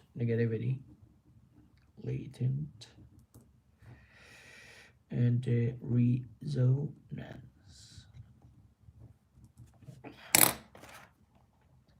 In others, unless they are immune, that's highly conscious. Are you polluting the world, or cleaning up the mess? You're responsible for your inner space. Nobody else is, just as you are responsible for the planet as within, so without. If humans clear inner pollution, then they will also cease to create outer pollution. Cease. I don't remember this word. How can we drop negativity as you suggest? By dropping it. How do you drop a piece of coal that you are holding in your hand? How do you drop some heavy and useless baggage that you are carrying? By recognizing that you don't want to suffer the pain, or carry the burden anymore, and then letting go of it, deep unconsciousness, such as the pain, body or other deep pain,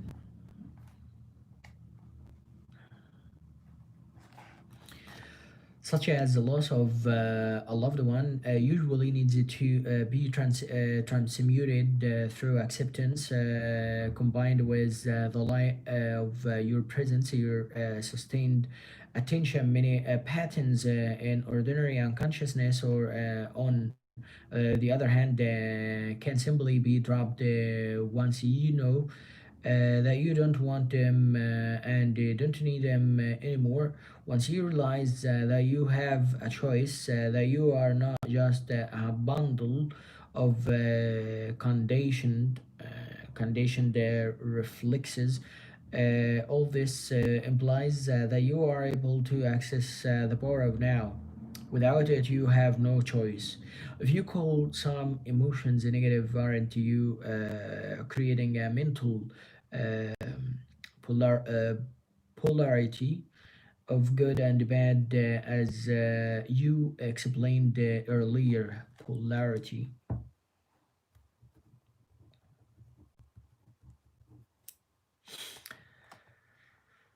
No, the polarity was created at an early stage when your mind judged the present moment as bad. This judgment then created the negative emotion. But if you call some emotions negative, aren't you really saying that they shouldn't be there? That it's not okay to have those emotions. May understand is that we should give ourselves permission to have whatever feelings come up rather than judge them as bad or say that we shouldn't have them. It's okay to feel resentful. It's okay to be angry, irritated, moody, or whatever. Otherwise, we get into inner conflict, or denial. Everything is okay as it is. Reparation. Of course, once a mind pattern and emotion or a recreation is there accepted, you were not conscious enough to have a choice in the matter. That's not judgment, just a fact. If you had a choice or realized that you do have a choice, would you choose suffering or joy, ease or unease, peace or conflict? Would you choose thought or feeling that cuts you off from your natural state of well-being? The joy of life within any such feeling I call negative, which simply means bad, which means bad, not in the sense that you shouldn't have done that, but just plain factual bad, like feeling sick in the stomach. How is it possible that humans are killed in excess of 100 million fellow humans in the 20th century alone? Humans inflicting pain of such a magnitude on one another is beyond anything you can imagine. Magnitude, magni.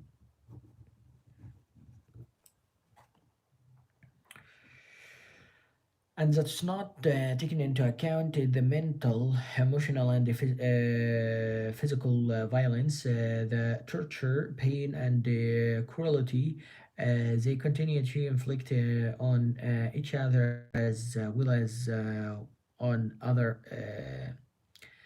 sentient beings on a daily basis.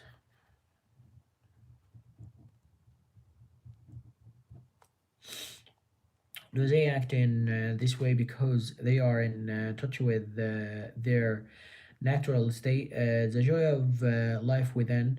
Of course not. Only people who are in a deeply negative state who feel very bad indeed would create such a reality as a reflection of how they feel. Now they are engaged in destroying nature and the planet that sustains them. Unbelievable, but true. Humans are dangerously insane and very sick species. That's not judgment. It's a fact. It's also a fact that the sanity is there under earth is a madness, healing, and redemption are available right now. Redem, redemption, and the dangerous sanity. Coming back specifically to what you said, It's certainly true that when you accept your resentment, moodiness, anger, and so on, you are no longer forced to act them out blindly, and you are less likely to project them onto others. But I wonder if you are not deceiving yourself when you have been practicing acceptance for a while as you have, there comes a point when you need to go on the next stage where those negative emotions are not created anymore. If you don't, your acceptance just becomes a mental label, and that allows your ego to continue to indulge in unhappiness, and so strengthen its sense of separation from other people, your surroundings, your here and now. Indulge your here and now. As you know, separation is the basis for the ego's sense of identity. True acceptance would transmute those feelings at once, and if you really knew deeply that everything is okay as you put it, and which of course it's true that would you have those negative feelings in the first place transmuted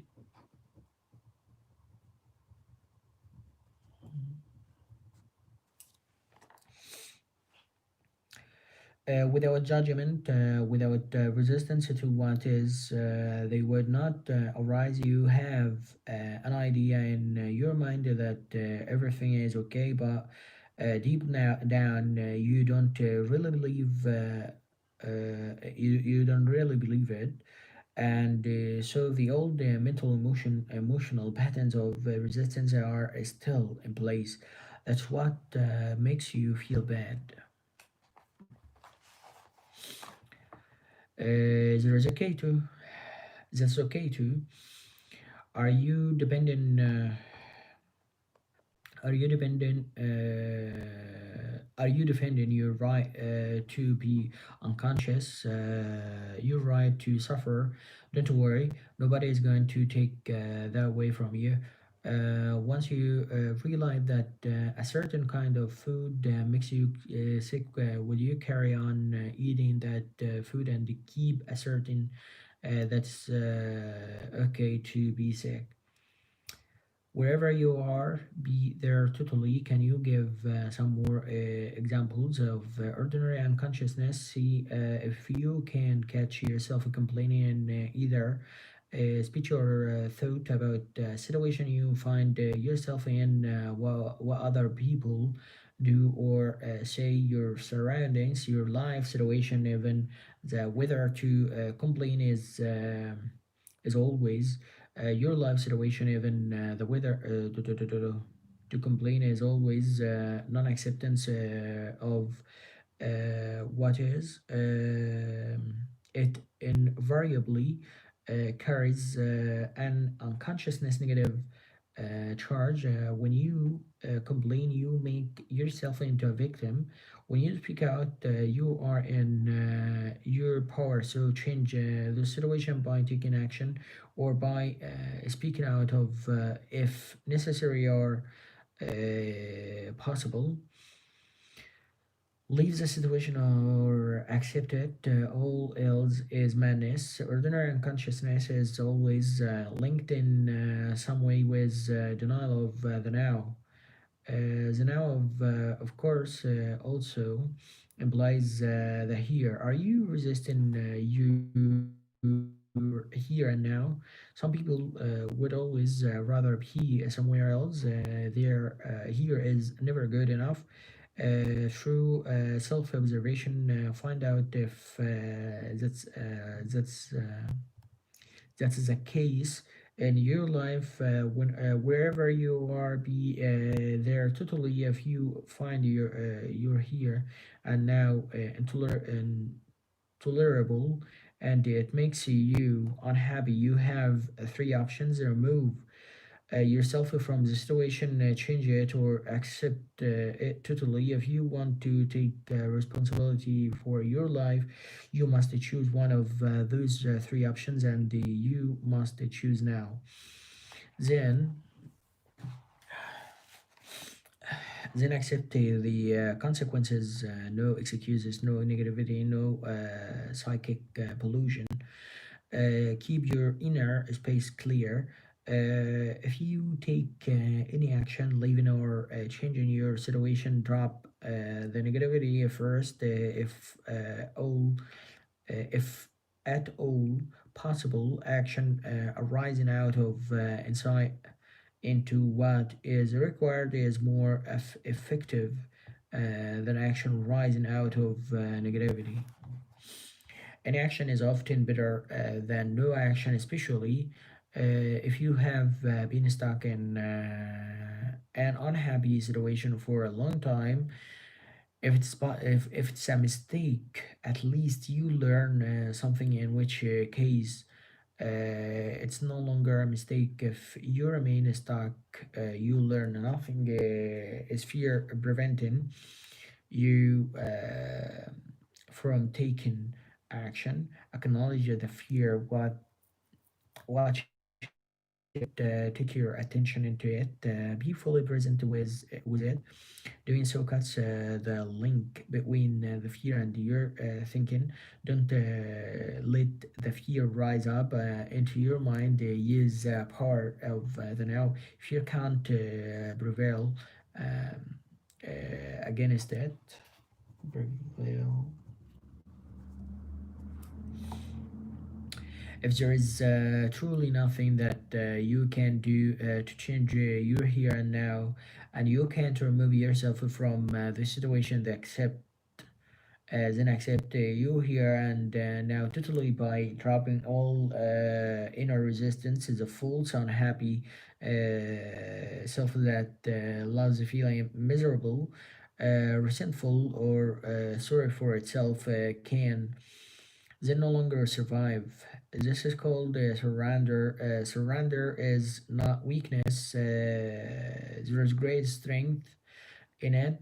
Only a surrendered person has spiritual power.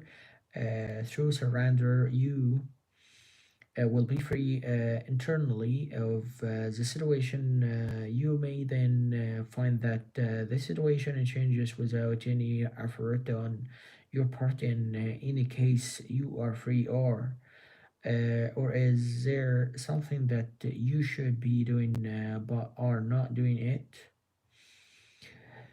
Get up and do it now. Alternatively, completely accept your inactivity, laziness, or passivity at this moment. If that's your choice, go into it, fully enjoy it, be as lazy or inactive as you can. If you go into it fully and consciously, you will out of it. Or maybe you want either way. There's no inner conflict, no resistance, no negativity. Are you stressed? Are you so busy getting to the further that the present is reduced to a means of getting there? Stress is caused by being here but wanting to be there, or being in the present but wanting to be in the future. It's a split that tears you apart inside. To create and live with such an inner split is insane. The fact is that everyone else is doing it doesn't make it any less insane. If you have to, you can move fast, work fast, or even run without projecting yourself into the future, and without resisting the present. As you move, work, run, do it, totally enjoy the flow of energy, the high energy of that moment. Now you are no longer stressed, no longer splitting yourself. into just moving, running, working, and enjoying it, or you can drop the whole thing and sit on park bench. But when you do what your mind it may say you should be working, you are wasting time. Observing the mind, smile at it. Does the past take up a great deal of your attention? Do you frequently talk and think about it, either positively or negatively? The great things that you have achieved, your adventures or experiences, or even or your victims story, and the dreadful things that were done to you, or maybe what you did to someone else. Are your thought processes creating guilty, pride, resentment, anger, regret, or self-pity? Then you are not only reinforcing a false sense of self, but also helping to accelerate your body's against the process by creating and accumulation of past in your psyche. Verify this for yourself by observing those around you who have a strong tendency to hold on the past. Die to the past every moment. You don't need it, only refer to it when it is absolutely relevant to the present. Feel the power of this moment and the fullness of being. Feel your presence. Are you worried? Do you have many what if thoughts? You are identified with your mind, which is projecting itself into an imaginary future situation and creating fear. There is no way that you can uh, cope with such a situation because it doesn't exist. It's a mental phantom. You can stop this health and life corroding insanity simple by acknowledging the present moment. Life corroding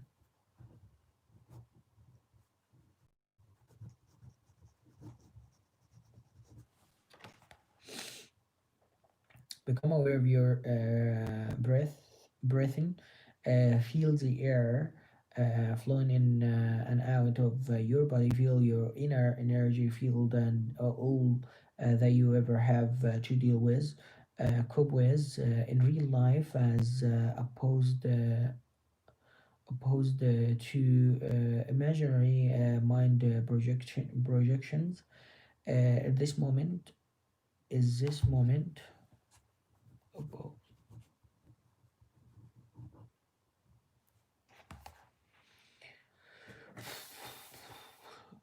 in this moment, ask yourself what problem you have right now, not never year, not next year, tomorrow, or 5 minutes from now.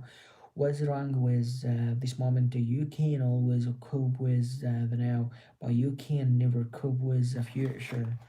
Uh, with the future, nor do you have to answer the strengths, the right action, or the resource will be there when you need it, not before, not after. One day I'll make it.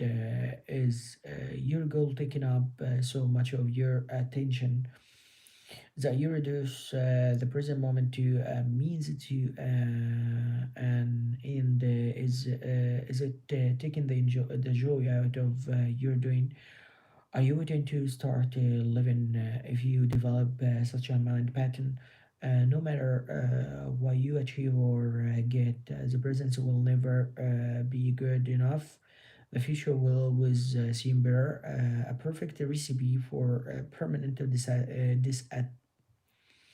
dissatisfaction and non-fulfillment. Don't you agree? Are you habitual waiter?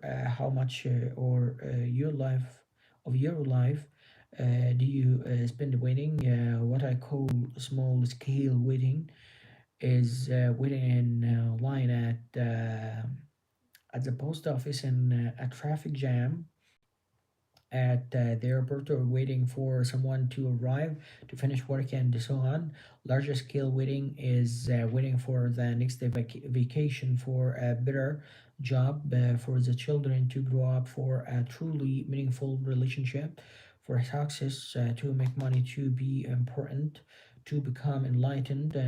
It's not uncommon for people to spend their whole life waiting to start living.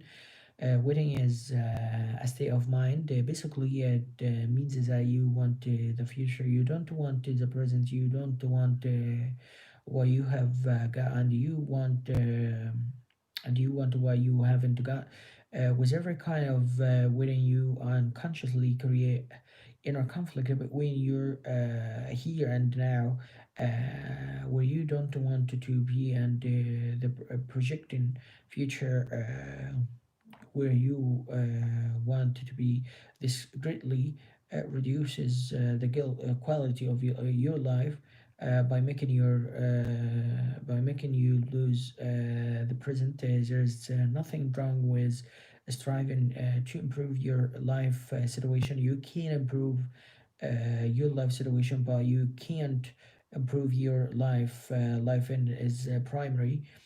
Life is your deepest inner being. It's already whole, complete, perfect. Your life situation consists of your circumstances and your experiences. There is nothing wrong with setting goals and striving to achieve things. The mistake lies in using it as a substitute for the feeling of life, or being the only point of access. For that's the now. You are then like an architect who pays no attention to the foundation of building, but spends a lot of time working on the superstructure. For example, many people are waiting for prosperity. Prosperity, it can't come in the future when your honor, acknowledge and fully accept your present reality, where you are, who you are, what you are doing right now. When you fully accept what you have got, you are gratefully for what you have got, grateful. You have grateful for what you have got, grateful for what is, grateful for being, gratitude for the present moment and the fullness of life. Now is true prosperity. It can't come in the future. Then in time, the prosperity manifests for you in various ways. If you are dissatisfied with what you have got, or even frustrated or angry about your present lack, that may motivate you to become rich. But even if you do make millions, you will continue to experience as the inner condition of lack. And deep down, you will continue to feel unfulfilled. You may have many existing experiences that money can buy, but they will come and go, and they'll always leave you with an empty feeling, and the need for further physical or psychological gratification. You want to abide in being, and so feel the fullness of life now that alone is true prosperity. Abide. So give up waiting as a state of mind. When you catch yourself slip being slipping into waiting, snap out of it, come into the present moment, snap out,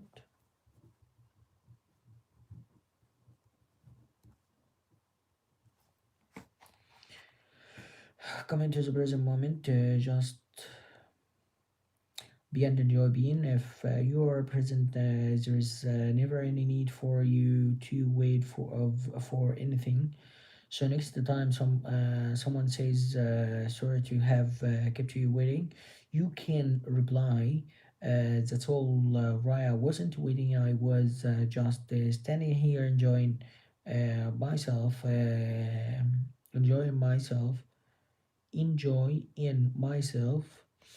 These are just a few of the habitual mind strategies for denying the present moment that are part of ordinary unconsciousness.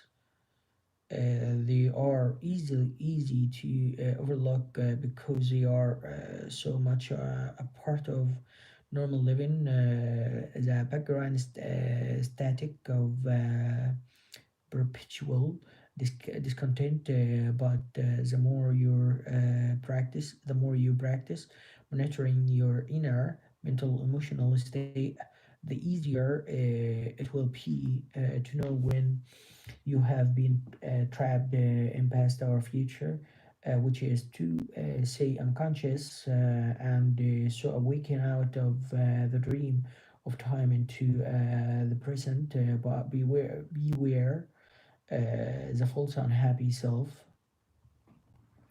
based on mind identification lives on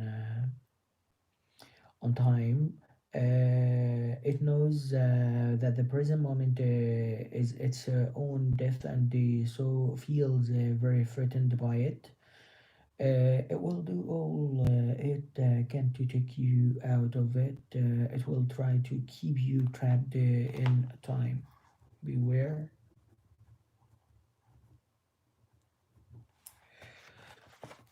The inner purpose of your life's journey. I can see the truth of what you are saying, but I still think that we must have purpose on your life's journey. Otherwise, we just drift, and purpose means future, doesn't it? How do we reconcile that with living in the present when you are on a journey? It certainly helps to know where you are going, or at least the general direction in which you are moving. But don't forget, the only thing is that is ultimately real about your journey is the step that you are taking at this moment. That's all there ever is. Your life's journey has an outer purpose and an inner purpose. The outer purpose is to arrive at your goal or destination, to accomplish what you set out to do, to achieve this or that, which of course implies future. But your destination or the steps you are going to take in the future take up so much of your attention that they become more important to you than the step you are taking now. Then you completely miss the journey's inner purpose, which has nothing to do with where you are going or what you are doing, but everything to do with how. It has nothing to do with future, but everything to do with the quality of your consciousness at this moment. The outer purpose belongs to the horizontal dimension of space and time. The inner purpose concerns the deepening of your being in the vertical dimension of the timeless. Now, your outer journey may contain a million steps. Your inner journey only has one. The steps you are taking right now, as you become more deeply aware of this one step, you realize that it already contains within itself all the other steps, as well as the destination. This one step then becomes transformed into an expression of perfection and act of great beauty and equality. Will have taken you into being, and the light of being will shine through it. This is both the purpose and the fulfillment of your inner journey, the journey into yourself.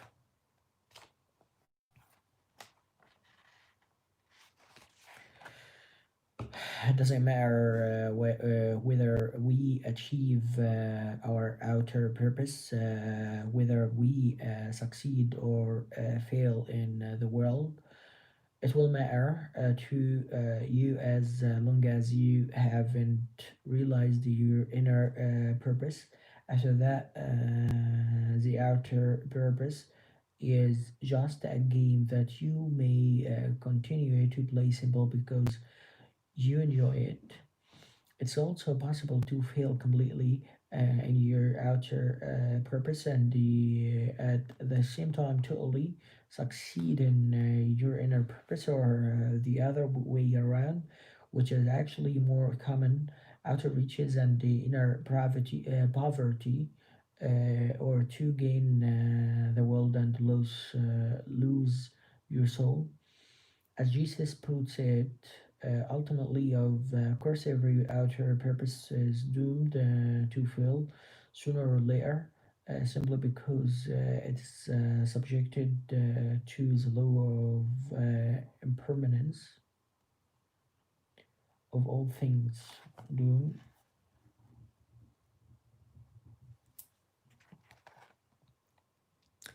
The sooner you realize that your outer purpose can't give you lasting fulfillment, the better when you have seen the limitations of your outer purpose, you give up your unrealistic expectations that should make you happy, and you make it subservient to your inner purpose. The past can't survive in your present. Subservient.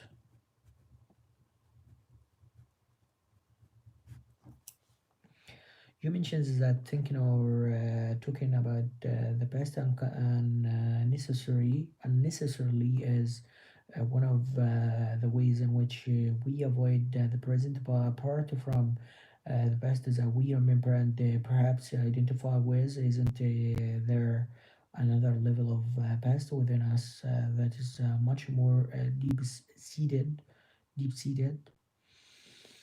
I'm talking about children experience. I'm talking about the unconscious past that conditions our lives, especially through early children experiences, perhaps even past life experiences, and then there is our cultural conditioning, which has to do with where we live geographically, and is a historical time period in which we live.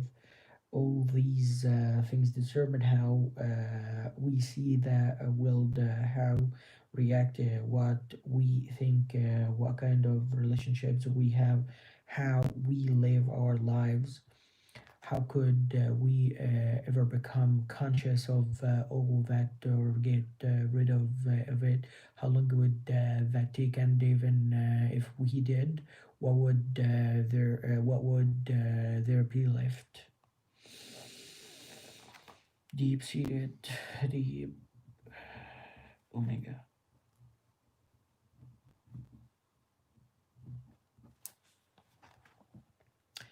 Was left when illusion ends. There is no need to investigate the unconscious past in your except in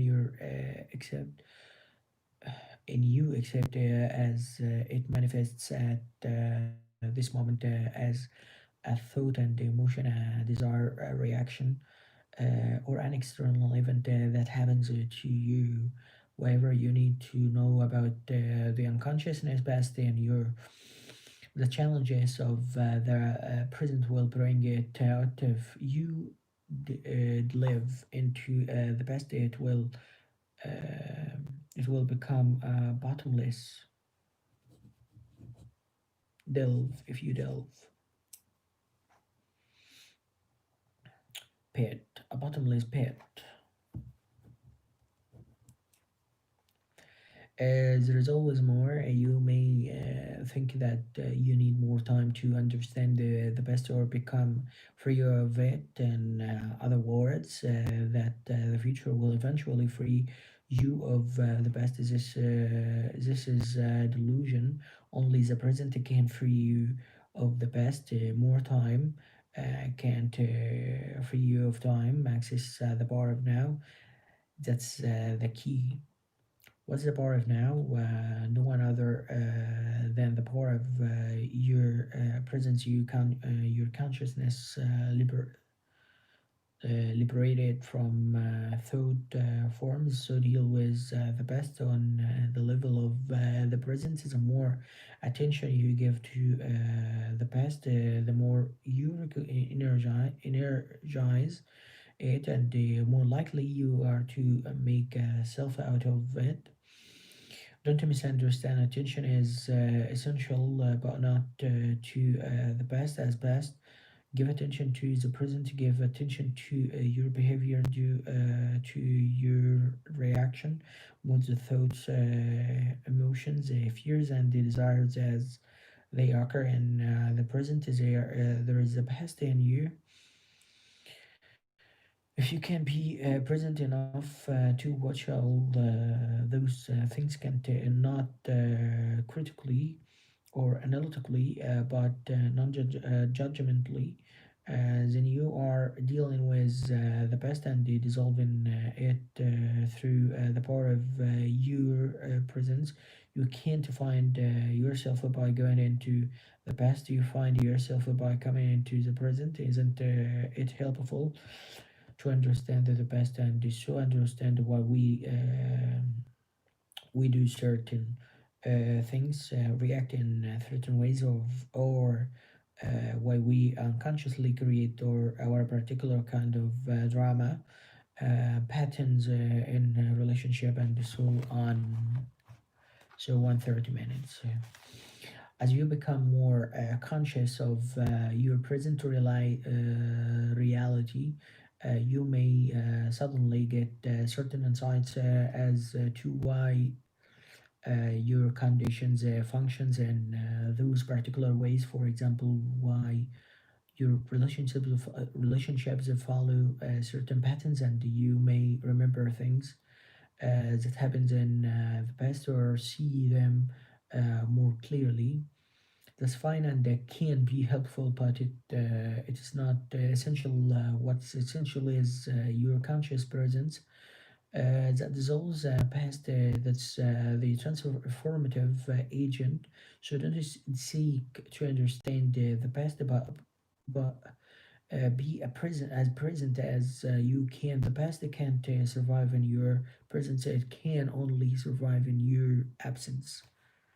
So guys, I have finished. So I have read 21 pages from The Power of Now, and that's all for today.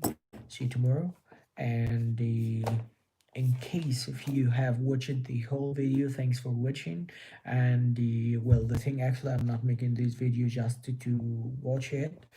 Is to motivate myself and to motivate you at once. Thanks guys. You have a good night.